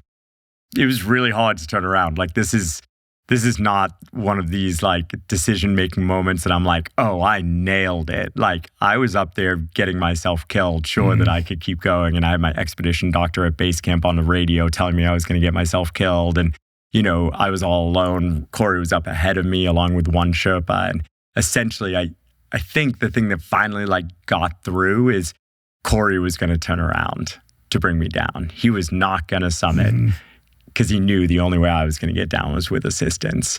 And it was when I heard on the radio, like, Corey's going to turn around. And I was like, like he's having the perfect day, the most magical day. And I turned around and I got myself down.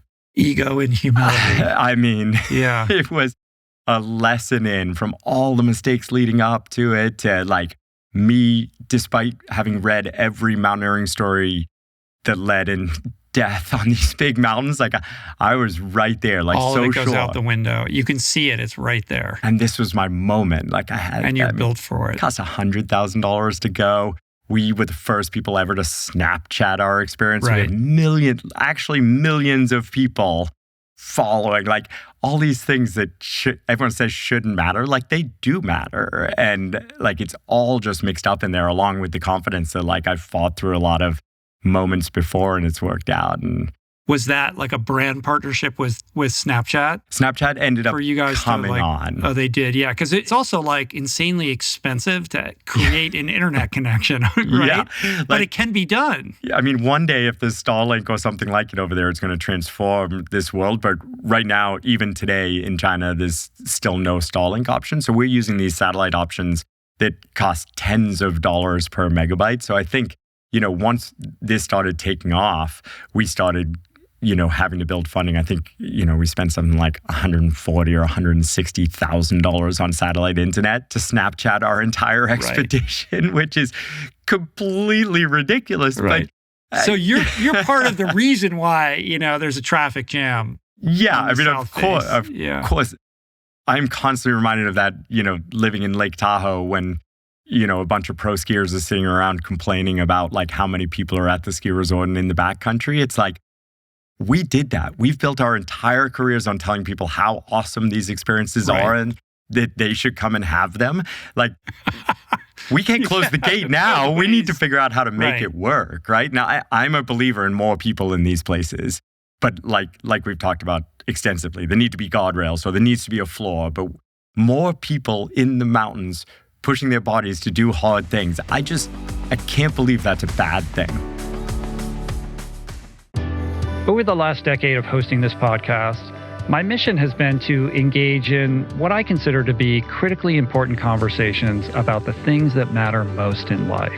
While I'm immensely grateful for the growth of this show, I've also come to realize that my voice alone is not enough. This mission cannot be a solitary endeavor. So I wanted to find a way to help amplify other meaningful voices.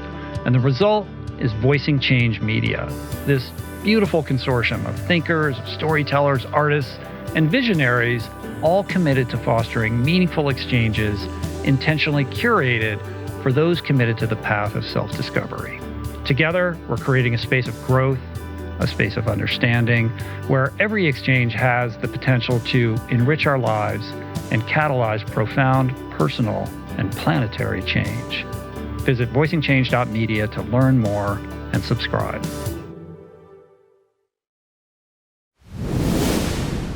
So this Snapchat push was 2016, right? I was 16. So you got unfinished business. Well, exactly. In this industry, like I've failed so many times in so many ways. But like that one, honestly, as I was walking off that mountain, it did feel different. It was like I failed on the biggest stage, my biggest opportunity. Am I ever going to get another chance? All these people watching you in real time. Yeah, am I going to lose my sponsors? All these silly things. As it turned out, luckily, storytelling through failure, like, has a power. And I think a lot of brands do recognize that. And I think it's important. Like, just showing the summits and the Instagram photos of beautiful sunrises, like, that's not real. We all know that. But like, also, who cares, right? Luckily I came home and the reaction to my turning around was almost like people were trying to persuade me I didn't fail. Like, no, you made the right decision. Like, you succeeded. Everyone came home safe. And like, I don't agree with that either. I think we should like own our failures. Like, I failed up there, and had I not like owned it, I'm not sure I would have figured out what to do different the next year. Because it wasn't simple. The simple thing was just to blame, like, it was too cold, because it was a cold day and I'm a skinny dude. Like, it would have been easy to just be like, I was too cold. I could have done it otherwise. Actually, what I needed to do was like change a bunch of pieces of my life. Physically, I needed to be stronger. I hired a coach for the first of my life. I've always counted on the fact that like the person who suffers the hardest wins in the big mountains. I never wanted to put science behind it or be told what to do. I just wanted to go out climbing and skiing and say that was good enough. So prior to that, there wasn't a kind of concerted philosophy around how you would physically prepare your body for these things? Absolutely not. It was just do more of it. Like, I thought just volume was the only piece. And I don't think I was alone in that, like professional coaching and kind of like bringing like the science of athletics into the high mountains. Like, that's really new. It's part of why I'm so excited to see what the next generation does in the next decade or two, because there are so many athletes with professional level coaching and coming from things like true running backgrounds, like collegiate running backgrounds, coming into climbing. Like, if they can combine the experience that it takes to stay alive in the mountains with true athleticism and talent and coaching. Well, it's inevitable. I mean, it's sort of shocking that it's taken this long for that kind of epiphany. Yeah. But it's an epiphany that you have. You hire these coaches, uphill athlete. You begin to approach your training with, kind of a strategy behind it, a program. That's right. But you also change your diet, right? Yeah. You go from this person who's just eating tons of carbohydrates to realizing that you do a lot better on a high-fat diet in these environments. And one of the things I read that I thought was so interesting was that when they tested you, they realized that you became glycolytic when your heart rate went above 115, which is like very low, right? So low. That's like your aerobic threshold. That's right. That's when you go from zone 2 into zone 3. That's right. So you have like, for doing these things that are, by definition, endurance events, you had very little actual endurance. That's it. Because that threshold should be way higher. Exactly right. Before, so you should be able to, your heart rate should be much higher before you tip into that glycolytic zone. That's right. And so all of this science that, I went to this UC Davis sports performance lab and did a bunch of testing. I worked with uphill athlete. I ended up with a nutritionist as well. And so I think it's important, like each athlete is going to be different, right? Like, I've had so many people write me and be like, so keto diet is the key to high altitude performance. And it's like, well, no, of course not. Like, I had a specific issue that I needed to train away, essentially, or to work with. And it was this shifting to carbohydrate to fast fuel at a very low heart rate. And since up high, all of our digestive systems shut down when we're not on oxygen. So you essentially vomit up pretty much anything you put in your mouth. You have to be able to run on your fat stores. And my body just wasn't efficient in that place. So for me, I needed to do loads of fasting workouts. For me, one of the fastest ways to transition away from this carbohydrate dependence was essentially a ketogenic diet for a period of time and then adding carbs back in. Like, so there were things that worked for me, but they might not work for everyone. So I think the learning is like the power of coaching and bringing professionals in if possible, or at the very least doing some, testing in a lab if you have big mountain goals. Right. So when you reflect back on that 2016 attempt, You're lacking the kind of endurance aerobic base that might have benefited you, but you're also just eating simple sugars for the most part, right? So you're getting nonstop. Yeah, you're getting lightheaded and you're starting to bonk, basically. Essentially right? bonking. Yeah. Yep. Yeah. And I essentially had a massive bonk on the mountain, getting to 27,000 feet. And there was no way I could recover out of that. Mm-hmm. So even as I was leaving for my summit push at 10 p.m., I'm like shivery and cold and like just not right. Decision making isn't happening at the level it should have been and things like that. And so that was kind of the physical side. And then for 2017, like I actually needed to truly let go of Alpenglow and not just say I was going to. Like I needed to ask for a lot of help from people around me in the 6 months leading up to the trip and then on the trip itself to have no extra mental obligations so I could actually focus on this. I was lucky enough to have Corey Richards agree to come back and try without oxygen a second time, but essentially just be there as my friend and supporter. And at the end of the day, he turned around on summit day without oxygen. He just didn't have it in him to suffer that hard a second time, I think, because who cares if you've climbed Everest without oxygen twice versus once? But the beauty was he was heading back down, found a bottle of oxygen with one of the Alpenglow team members, put it on, came back out and went to the summit with me. And that like friendship and the power of that, like on that last 6 or 7 hours of struggle was like just a complete game changer for me. I'm so lucky I had that. You mentioned Clark Kent with respect to Corey, but I heard him say, like, when he decided to then put on oxygen and join you, that was his moment of going from Clark Kent to Superman. Like, the difference is, like, gigantic. Yeah, like, in my memory, he was, like, dancing a jig and running circles around us. And actually, even on oxygen, there's no one running on Mount Everest. But, yeah, it is transformative. You can eat relatively normally when you're on oxygen at these high camps. You're so much warmer, and that just reduces anxiety in many ways of like frostbite or hypothermia and the fears of that. Your decision making is completely clear. It's transformatively different. But that's not to say it's easy. I think sometimes that's taken to be like, see, all those people who are climbing it with oxygen, it's easy. It is a fight. Like I fought 3 weeks ago when I summited the mountain. Like I fought, and I'm in good shape, and I trained really hard for 6 months leading up to the trip, and I wore oxygen and I fought really hard. It's just that next level. I mean, my summit push on Everest was 43 hours without sleeping. Like, you know, one of my favorite stories from the mountain, just because I think it kind of like, it demonstrates like the feeling Kilian Jornet, the runner who's a friend, summited that day as well. He did it in a sick style, going all the way from base camp to summit in a single push or advanced base camp to summit. Didn't he go up and down a couple times? Like, yeah, so his goal was to break a record. And the first time he did it, he tried to go from base camp to summit, ended up getting really sick. He summited, but on the way down had to crawl into a tent and like really struggled to survive. And so he didn't complete it. He went back down to advanced base camp and then came to all camp where our expedition doctor was and got some help and things like that.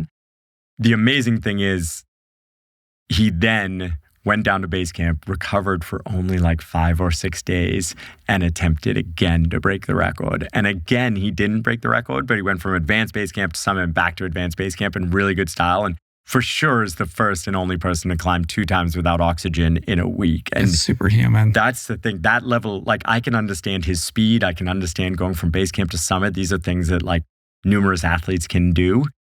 What year was that? The recovery between 2017, my second year. Right, so this is, you pass him when you're going down, right? And then you forget that you actually like hugged him or had this encounter with him. Well, exactly. So he's on his way down from his second summit. I'm on the way up. Apparently we stop, we talk for a few minutes, we hug, do the whole thing because we're both going to summit that day without supplemental oxygen. And a few days later, one of my film crew, brought up what a cool moment that you and Kilian like got to share that. I'm like, that would be amazing if that had happened, but it didn't. And so they scrolled through to hour 27 of the footage, and there's me hugging Kilian, and I'm completely blacked out. And like just working on, I don't know whether it's instinct or experience to continue moving. I also had a crew around me, which was a compromise to purity or style, but like that was a decision I made at that point in my life. And, I really wanted to come home as well as really wanted to summit Everest. And so, I chose to have support around me. But yeah, that's the level, at least at those altitudes you're at. There are people out there who have climbed all 13 other 8,000 meter peaks without oxygen and have tried Everest over and over and over again and been unsuccessful. That extra few hundred feet, I think, is really at the limits of human physiology. That's the best I can understand it. And so everyone who's there is like at this edge. Right. Do you think that there are people who are doping to be able to summit, like using EPO and things like that? Of course there are. There must be, right? I mean, first of all, I think it's important, just to be clear, oxygen is obviously doping. It is the ultimate performance enhancing substance for high altitude climbing.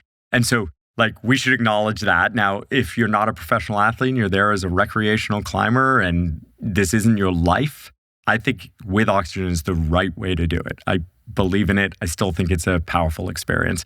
But if you're a professional athlete gaining sponsorships or making money off this, we shouldn't be doping. So first of all, we shouldn't be using oxygen if we're professional climbers.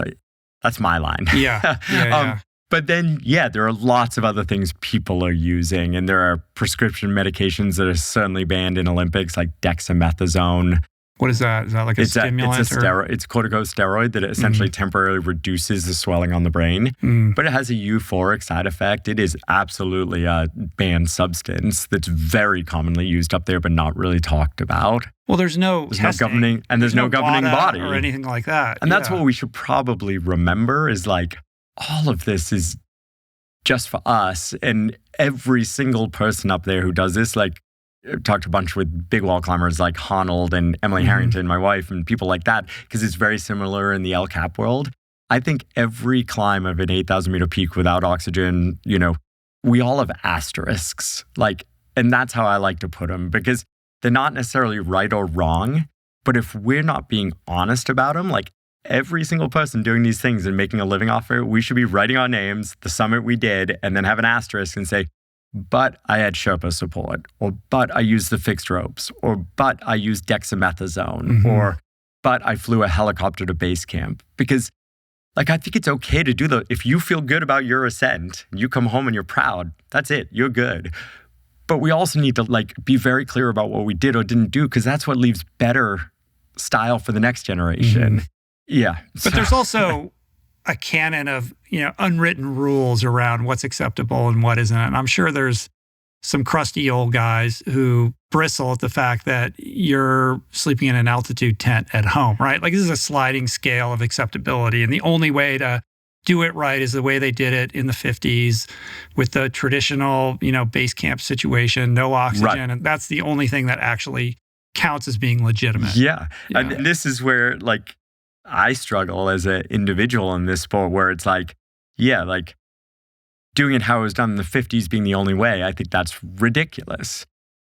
But I also think there are things happening today, for instance, a no oxygen ascent of the mountain, but they use oxygen on the way down, but they're calling it a no oxygen ascent. Oh, I'm right. That's some fuckery. It's bullshit. Yeah. And so is that me becoming the jaded old guy? Or we do need to, I don't know whether we need to draw lines. The point is, it's all fine. Just be honest about what you're doing. And we need to be able to discuss and debate. And bottom line, just be honest. At the end of the day, none of this matters. Yeah. So what gets people really upset too is when, a claim is made to having been the first to do X, Y, or Z, right? That stuff gets taken really seriously. Yeah. And it also takes away a first from someone, potentially someone else, the next generation. So they had better be real. Yeah. You made the choice to speak out in light of the recent controversy around NIMS Persia and the kind of revelations or allegations of sexual misconduct that were written up in the New York Times. I have some friends in the climbing community. Some of them have, just made a decision to kind of hang back and remain quiet on this. Maybe because they had no experience with him or don't know him or whatnot. Everybody has, different reasons. But you made this choice to, say something publicly about this. So I just wanted to give you an opportunity to kind of explain your perspective, and maybe we should just sort of describe for people that don't know, what we're talking about.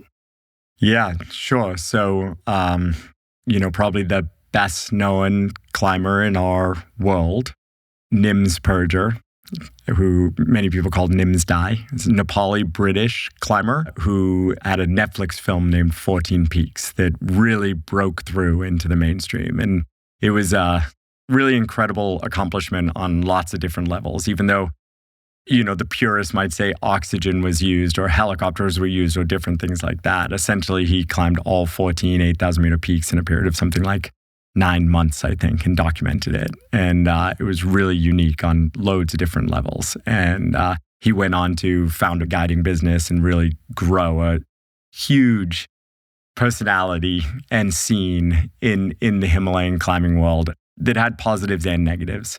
But what happened a few weeks ago are these accusations that were, reported, investigated by the New York Times, by 2 journalists, one of who I'm friends with. And, the story came out and it was definitely explosive of, as you said, sexual misconduct, allegations of.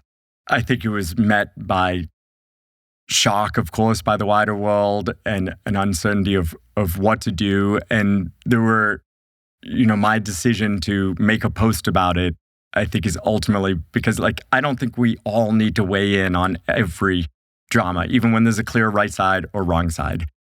I felt 2 things. One, this is 100% my world. And so, the experiences I've had in this world and this, stories I've heard and the people I've talked to, I also believe the allegations need to be listened to.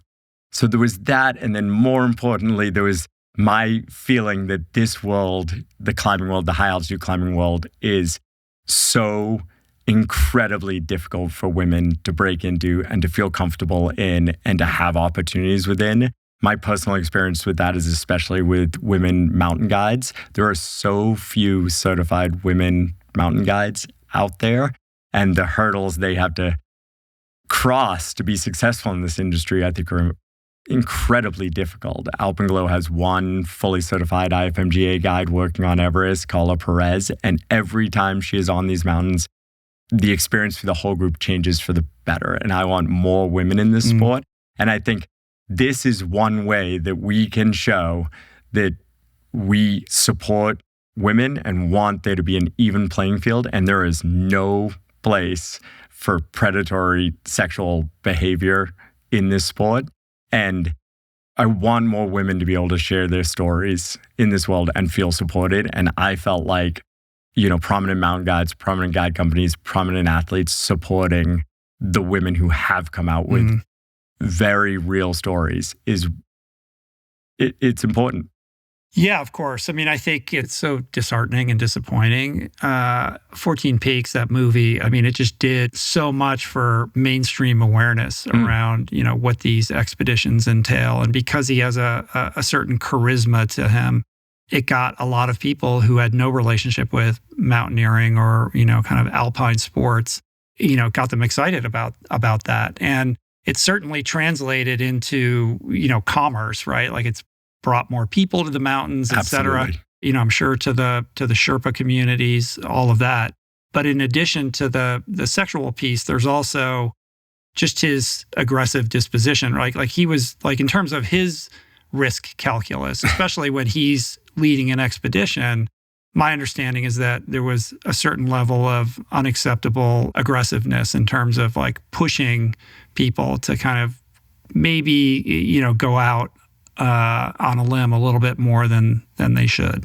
Yeah, and I think all of that might become a little harder to speak to now. Like I think for quite a while, Alpenglow and I have been kind of like trying to create a different or an alternative narrative to how we approach the mountains than the like failure is not an option. Some of these like taglines that Nims has had, failure is not an option and, giving up is not in the blood. And I'm like, we're all about failure over here at Alpenglow. Like, that's what we do. Yeah, that's not a great mantra to have when, you're in a perilous situation and lives are on the line.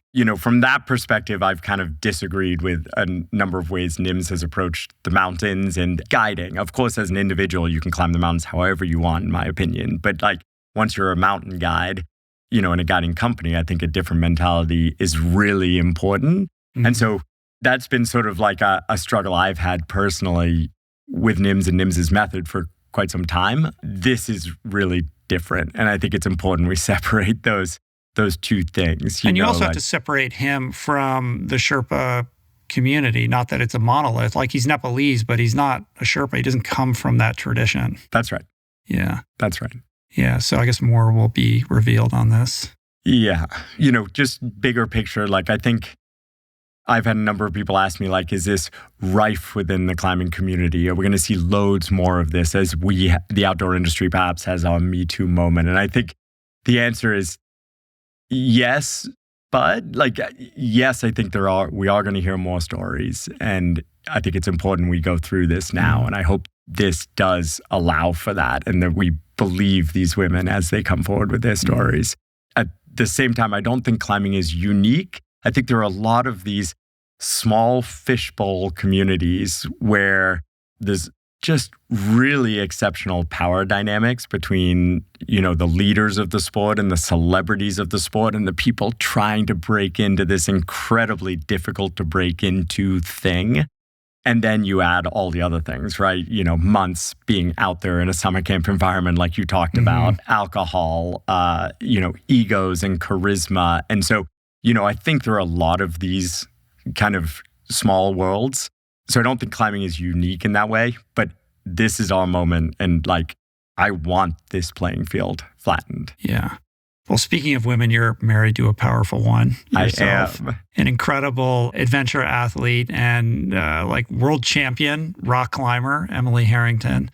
This is a, dynamic duo of just, unbridled adventure at all times. You live a very unconventional life and now you have a baby, right? We do. So you're flying planes and you're constantly traveling from, one extreme adventure to the next. How do you make all of this work? Yeah. So, Emily Harrington's my wife, professional rock climber, and Arrow Storm is our son. That is a bold name. That kid.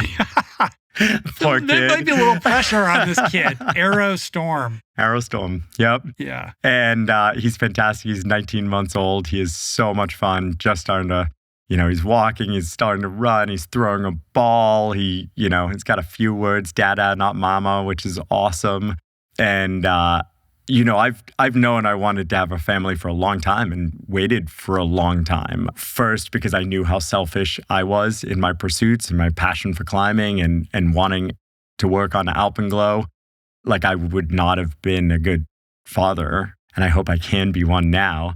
And then obviously marrying Emily Harrington, who was a bit younger than me and in the peak of her climbing career, right from the very first day we got together, is family is something that's important, but it is way down the road. And we finally got to this point in our lives where both of us felt like some of the accomplishments we had in our sports, it was the right time or almost the right time. And then Honnold persuaded us to just stop using birth control. It would take years. And it turns out that's not how it works.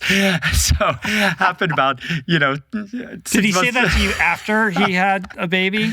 He did. Yeah, he wanted somebody who he could talk to. Company and suffering. Exactly. At our wedding, he was like, just trust me, it'll be great. Your wedding, which, by the way, was involved climbing Cotopaxi, right? 42 of the guests climbed a 20,000-foot peak, glaciated peak, before going to the beach to have the wedding. And the vast majority had never done anything like that before. And it was incredible, actually, to have that week of bonding and suffering and unknowns, all these things we've been talking about today, with a group of people I love the most. And then to go and celebrate, it was really, really special. Feel lucky to have had that moment in time. But how we make it work is probably any couple. I don't actually think we're unique. Adventure is our vehicle. How we make it work is through unbelievable attempts at communication and being willing to disagree and compromise and balance and all these words that relationship counselors probably use to make it work. And a lot of times it doesn't. What is the conflict that recurs? What is if there's a core kind of thing where you guys butt heads? First and foremost, time.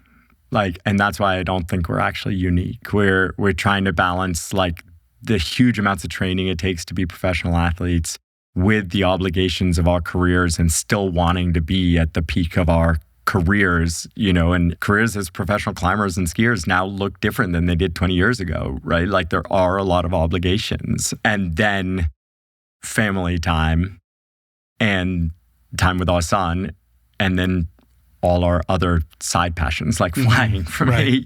And so like time is our conflict of how to balance that. And so like there are no easy answers, but I think we try to be conscientious to each other's feelings and desires, and yet also knowing that we chose this thing to have a kid. And so that like now has a priority that it didn't used to have. And that part's been more or less easy. Like once we had him, we knew we wanted him and like it's felt right. So it's always been easy to prioritize him.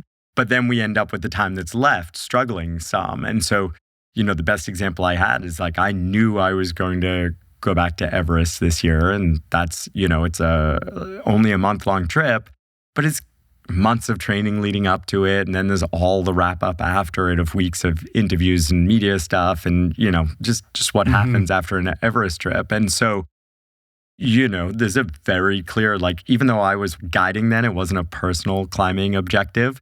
Like now it's Emily's turn and I don't get a personal climbing objective this year. That will be my one major expedition. So she wants to go to El Cap to Yosemite for the autumn. And so now this is her training block leading up to that. And I'm much more front and center with Arrow. And then she'll go and spend, 6 weeks in Yosemite, and I'll come and go, but she'll be climbing with other partners, and I'll get to play that support role more. Does having a son, change your relationship with risk? Like when you were on Everest recently, did you think differently, or was it qualitatively distinct because now you have a child? Yeah, it's such a great question. Emily and I speak about risk so much. And that's been, I think, fundamental to our relationship for the past 13 years is not that each of us shouldn't take risk. And I think a lot of people don't realize, but in high-end rock climbing, big wall rock climbing, there's actually quite a bit of risk, even when you're using a rope. Shocking. And so, no, I didn't realize that. That never occurred to me. So we're both on that page and we have to think about it. And neither of us have ever been in the place of like to the other, you can't take risk. And that's still true today. I think where we challenge each other is like, why is this one worth it? So what is the goal? And what are we doing it for? And why do you need it? Now, guiding on Everest for me is a little bit different. Of course, there's risk, but my risk profile while guiding has always been pretty far on the conservative end of the spectrum because I'm not making risk decisions for myself. I'm making them for my clients who can't make them for themselves and are non-professional climbers. But there's two kinds of risk. There's the risk that you can manage and mitigate. That's right. And then there's risks that are outside of your control. Like That's right. You're there, and if there's an avalanche, it doesn't matter how conservative your approach is. You're absolutely right. And that is important too. I think there's a danger in our sport for experts to tell ourselves or to tell our loved ones like, no, the way I do it isn't risky. And that's not what I'm saying. But that random risk, I think, has a huge time component, almost like it's the Russian roulette side of climbing. And I don't shy away from that or hide from that. But I recognize it and therefore try to minimize my time. So while I might have used to have spent, we're not talking about rapid ascent here, but while I might have used to have done 5 or 6 risky expeditions a year, now maybe I'll do 1. That doesn't remove the risk, but it is the single way to reduce it while still staying true to like who I am and what I love. The harder risk calculations come from the personal projects, right? And so this year was easy because since I was guiding Everest, I don't have a personal project. And so like that higher level of risk that's very clear is kind of like not on the table this year, but like I'm planning a big expedition for next fall, the fall of 2025. I really want to attempt the 3rd tallest mountain in the world. So I've done the tallest Everest and I've done the 2nd tallest K2. The 3rd one, no one even knows the name, right? I'm trying to think of what it is. I don't know what it is. Who climbs the 3rd tallest? It's called Kanchenjunga. And it's on the border of Nepal and India, so far eastern side of the Himalaya. And it's so remote and only a few hundred people have ever climbed it. It was the last unskied 8,000 meter peak on the planet, but it actually got skied 2 weeks ago. So my goal was you wanted to be that guy to ski it. And for a number of years, I've wanted to try to ski an 8,000 meter peak without supplemental oxygen, because I kind of think that's the next level in skiing, where you take what we've learned in climbing and now take away this crutch or this performance enhancer that we've talked about of oxygen. All the big skis had been done with supplemental oxygen. And now there's a new generation. The first one only got skied without oxygen 3 years ago. K2 got skied by a Polish skier named Adrian. He did a Honnold, right? Like, he just set a completely new bar of the sport that everyone had said didn't work. And he changed it. He proved that one of the tallest 8,000 meter peaks in the world can be skied. It was a first ascent on the second tallest mountain in the world, K2, the most technical one, without oxygen. And his brother filmed the whole thing with a drone. Like, it blew my little fishbowl. Yeah, that's like minds. A whole different level. I mean, my understanding is that K2 is that is the, difference between the boys and the men. Like, that's the one that breaks everyone. And it's just so brutal. And I've heard you say, like, I'm not going back. Yeah. Technical, steep, super exposed. So from a ski perspective, probably 11 or 12,000 vertical feet of skiing, where at any point a slip probably wouldn't have been survivable. So thousands of perfect turns with no mistakes. So that's like free solo level. Yep. What that guy did. Yep. What's his name? His name is Andrzej Barkel. He's a Red Bull athlete from Poland. And so worth a follow. There is a Red Bull film of his ski of K2. He was a complete unknown when he went there.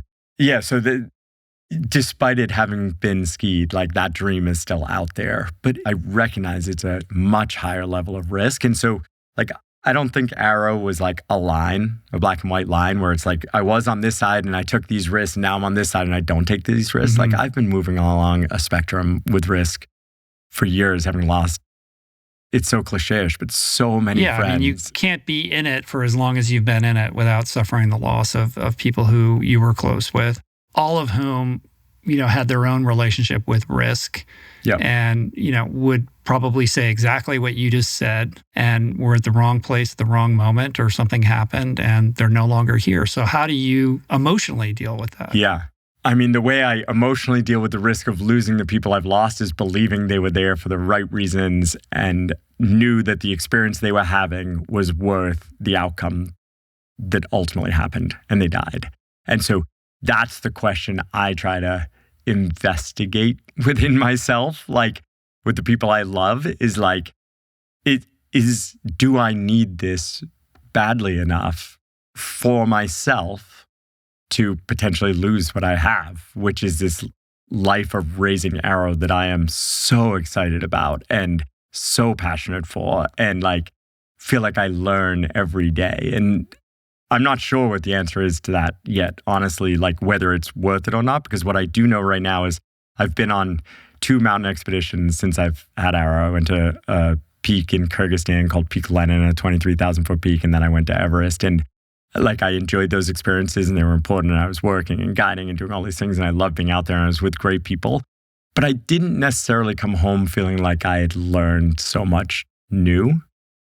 And I just feel like every day, week, month with Arrow, like, I am challenged physically, mentally, and emotionally, and I am learning, and I am learning fast, or I am failing. Is its own Everest. And so, so I'm not sure. Like, I think the biggest reasons, like, you've joked a couple of times about I've been to Everest 13 times, or I've summited 9 times. What is there still? It's always been that, like, unknowns happen, and I still feel like I'm learning. I still feel like I'm growing in this human laboratory as well with these people that I go with. And like, I don't think it'll ever stop, but I do think that's why I keep going back, along with the opportunities I get to give other people. And so maybe there's more learning to be had with my family at home. Yeah, I mean, the other sacrifice is your biggest thing, which is time, right? So every time you go on one of these expeditions, it's time away from, your son, and those developmental stages happen so quickly. So that has to go into the calculus as well. Absolutely. And you can do your own risk analysis for yourself. Like, oh, my life is so good. Like, why would I put myself in a position? Because I have these great things that I love. But that's a kind of an internal risk analysis. Because the real risk is the damage that's caused, like the legacy of you passing away and what that does to, your family and the people that care about you. Absolutely. I mean, you're right. And this is who you are. It's who I am. And you're not going to be happy unless you're doing these things. Like it's not, listen, I'm not here to tell you shouldn't be doing any of these things. I'm just trying to understand, kind of the whole interior landscape of like how you're making these decisions and the push and the pull of like, I want to be with my wife and my son, but I also need to be on these mountains. Absolutely. And it's easy to say like, oh, but I have to do these things, but like, because this is who I am, just like you said, but like, I think it's important to explore that and make sure that continues to be true. Is this this is a story that you're telling yourself. Is this story? Yeah, like let's deconstruct the story. But also, like, I don't want Arrow growing up to believe that like risk and even potentially like the risk of losing a life like is never worth it. I don't believe that. Mm-hmm. And I do believe there are lots of examples even in our community, in my small community, of incredible children who have lost a family member to the mountains, who have grown up to be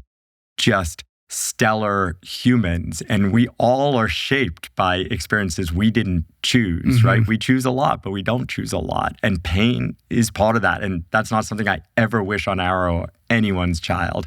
But I don't believe a world without risk is what I want to encourage you. Yeah, it's so interesting how your relationship with risk on some level must have been formed as a reaction to your parents' relationship with security, right? So you go the other direction on some level as a reaction, and it's who you are. It's not like, you're doing it because of that. Sure. But then you also, we all do this. I know I do this. Like we parent our child to give the child the emotional needs that weren't met for ourselves. But we often go too far, you know what I mean? And so then they'll react and they'll bring that pendulum will swing back, in the other direction. That's why we're pretty sure Arrow's going to be Arrow's going to be an investment banker or something, right? Yeah. It's going to be like an esports athlete. Yeah. We'll see, right? We'll see. And then the universe kind of delivers you like, oh, you thought like you're going to be taking him out on all these mountains, and then he's got a whole other idea of like who he wants to be. Right. And now suddenly you're your parents, in the same conundrum. Absolutely. Maybe not, who knows? We'll see. Before we close, the other thing you do is you do a lot of public speaking, and you get up in front of all these audiences and different groups of people, and you tell your story and you deliver a message. And within that message is lessons that you've learned from these peak experiences that are instructive in terms of like how we think of our own lives. So what is it about the things that you've done that you can share with the audience that can maybe help them reframe their own lives, their own relationship with risk or adventure that could be helpful? Yeah, I love the public speaking I get to do because I think it's, so few people will ultimately get to go on expeditions with me or on expeditions in general to the big mountains. And I do think there's so many powerful experiences that can happen there. And so my whole career has been trying to find ways to get more people to get a taste of what these experiences bring or why we do them or what the lessons may be that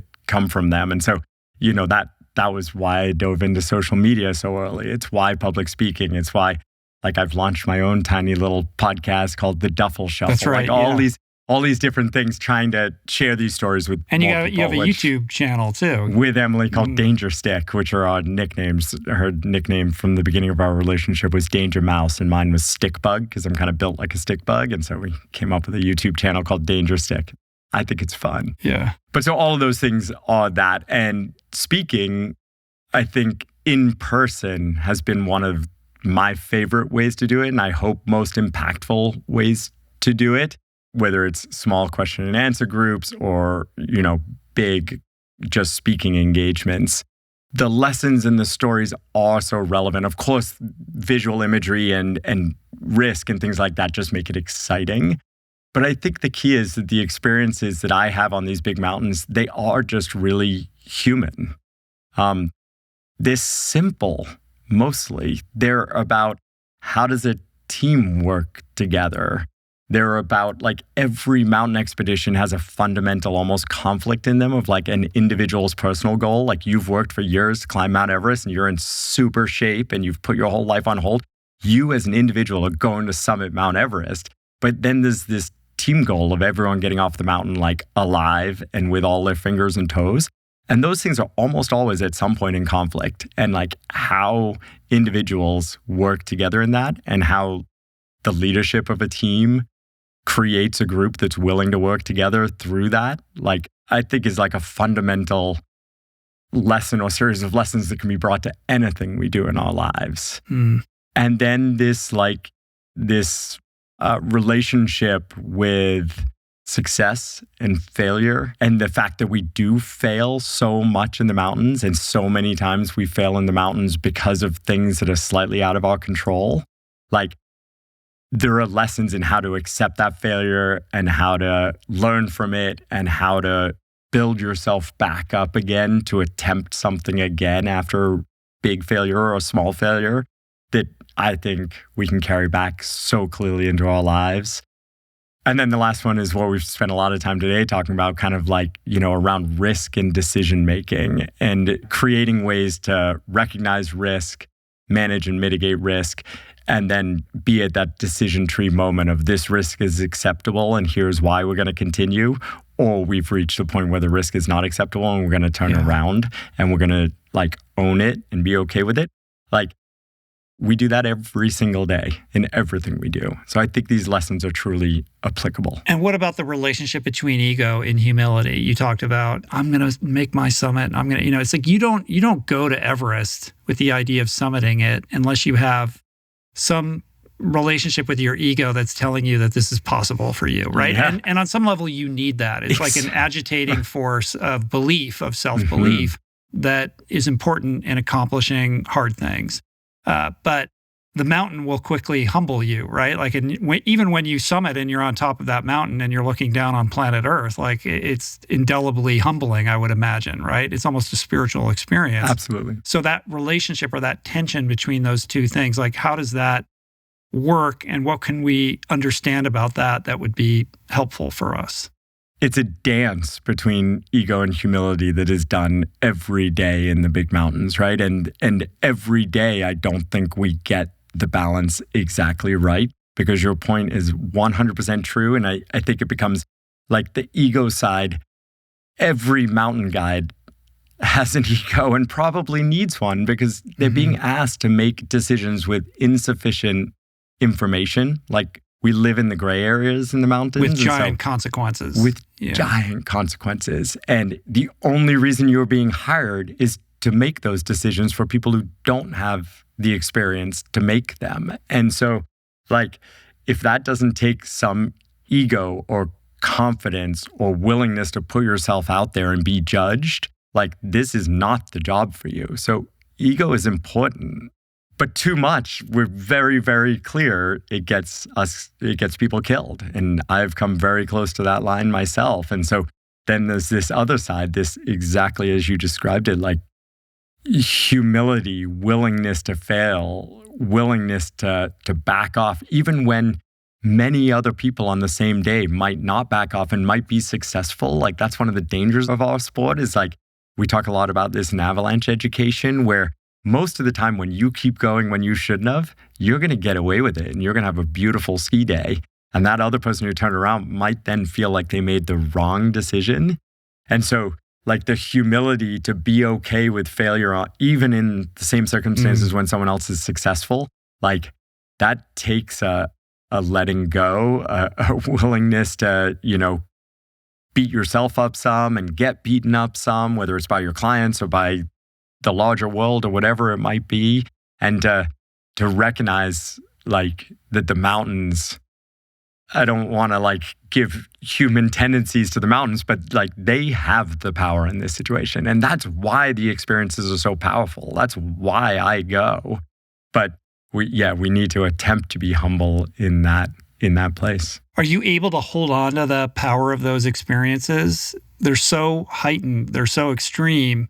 But then, a couple of weeks later, you're at the grocery store at home, right? Like, is there a half-life where it wears off, or are you able to kind of keep it present. Yeah. And allow those lessons to really, be helpful when you're having to make everyday decisions. Yeah, I think both. Like I talk about my fire, and like I've been on a cadence for years of doing a huge personal project in the big mountains every 2 to 3 years.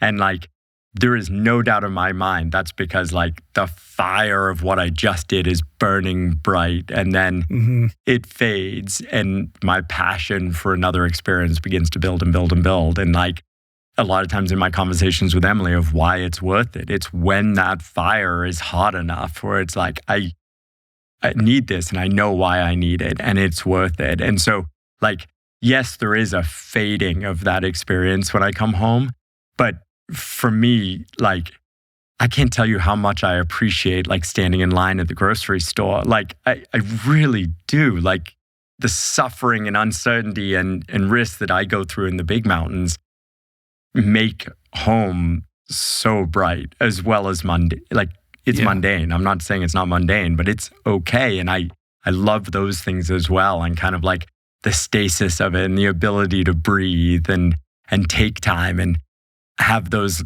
little silly moments with people I care about. That on the mountain, everything's so heightened and so intense. So I don't generally find, just because those experiences are fading, I don't find like home life boring or anything like that. It's just... That's good. That's good. I'm imagining, the war correspondent or the veteran who returns from, an overseas conflict zone and then has trouble acclimating to, normal life and can only feel something when they're in that kind of heightened environment. And that's obviously an unhealthy relationship with extreme experience.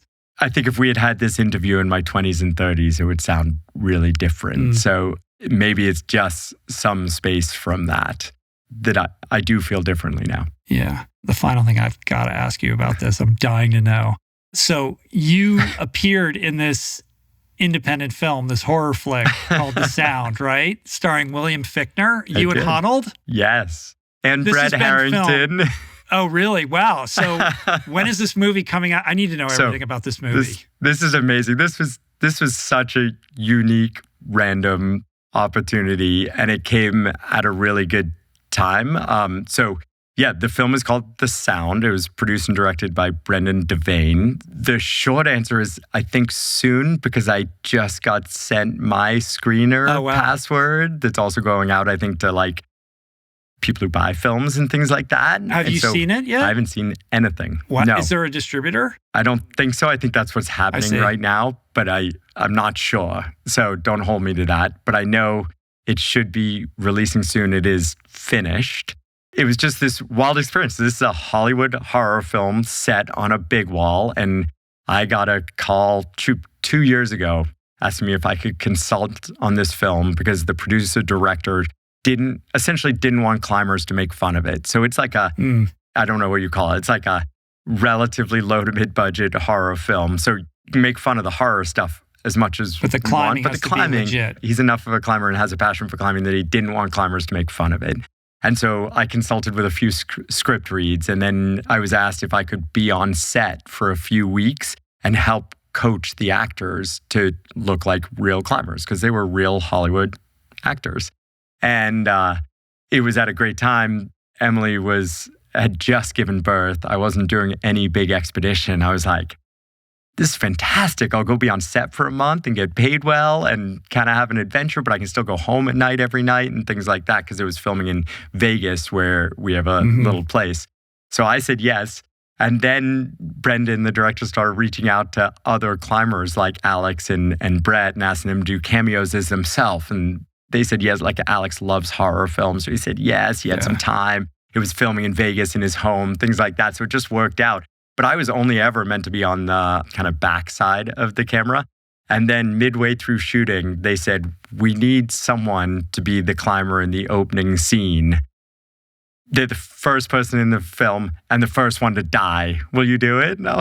Oh, you get to die in your Hollywood debut? So I will not be in the sound part 2 if that is in the future. Yeah, but that's great. But the movie opens with you dying. Well, we already spoiler. Spoiler, I die. I had so much fun. It was a great crew on set. We had multiple professional climbers as riggers. And there was basically a fake climbing wall built on a soundstage where a lot of the dialogue and things were shot with the real actors. And then there were stunt doubles, real climbers that did loads of filming out on the Rainbow Wall in Red Rocks. And I can't wait to see how it all comes together. But I have not seen it yet. That's so look great. forward this summer. I love it. And I love that the climbing will be legit. I can't help but think about that classic video that Alex did, I think for GQ, where he's analyzing climbing in all these movies. That is like the most entertaining video ever, because he actually loves it when the climbing is outrageous. Totally. He gets all excited about it, like Tom Cruise, hanging off of cliffs and all that stuff. I think this will be real and outrageous all at the same time. Well, you're an inspiration. I really appreciate you sharing with me today. In addition to just the extraordinary, feats of your adventure prowess, on top of that, it's just kind of how you comport yourself and show up in the world as an ambassador of this sport that you love. And that was really fun, man. So thank you. Thank you so much. I really enjoyed it. Cheers, man. So you're going to get in your plane and fly home now? I'm going to fly home this evening.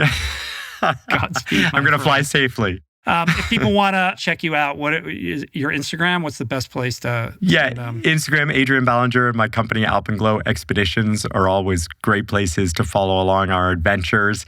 And then Danger Stick TV on YouTube to see me and Em, and the Duffel Shuffle podcast to hear the guide's perspective of the outdoor industry. So the Duffel Shuffle is a reference to the fact that most of mountaineering is kind of schlepping gear around, right? It's like this, kind of drudgery. That is it. We all think it's the sunrises and the hugs on the summit, and mostly we're just baggage handlers to move. So this year on Everest, we had over 9,000 pounds of gear and food that we needed to move from 3 different countries to China, import it, get it to base camp, carry it on yaks to progressively build this infrastructure. It's like a small business with a supply chain. Exactly. Right? Yeah, and I don't think I'm very good at supply chains, but I love it. Nice, man. Well, thanks a lot, man. I appreciate it. Just absolute pleasure. Awesome. Cheers. Thank you. Thanks. Peace.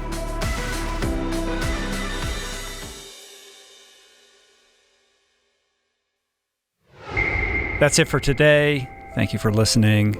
I truly hope you enjoyed the conversation. To learn more about today's guest, including links and resources related to everything discussed today, visit the episode page at richroll.com, where you can find the entire podcast archive, as well as podcast merch, my books, Finding Ultra, Voicing Change, and the Plant Power Way, as well as the Plant Power Meal Planner at meals.richroll.com. If you'd like to support the podcast, the easiest and most impactful thing you can do is to subscribe to the show on Apple Podcasts, on Spotify, and on YouTube, and leave a review and or comment. Supporting the sponsors who support the show is also important and appreciated, and sharing the show or your favorite episode with friends or on social media is, of course, awesome and very helpful. And finally, for podcast updates, special offers on books, the meal planner, and other subjects, please subscribe to our newsletter, which you can find on the footer of any page at richroll.com. Today's show was produced and engineered by Jason Camiolo, with additional audio engineering by Cale Curtis. The video edition of the podcast was created by Blake Curtis, with assistance by our creative director, Dan Drake. Portraits by Davey Greenberg, graphic and social media assets courtesy of Daniel Solis. Thank you, Georgia Whaley, for copywriting and website management. And of course, our theme music was created by Tyler Pyatt, Trapper Pyatt, and Harry Mathis. Appreciate the love the support. See you back here soon. Peace. Plants. Namaste.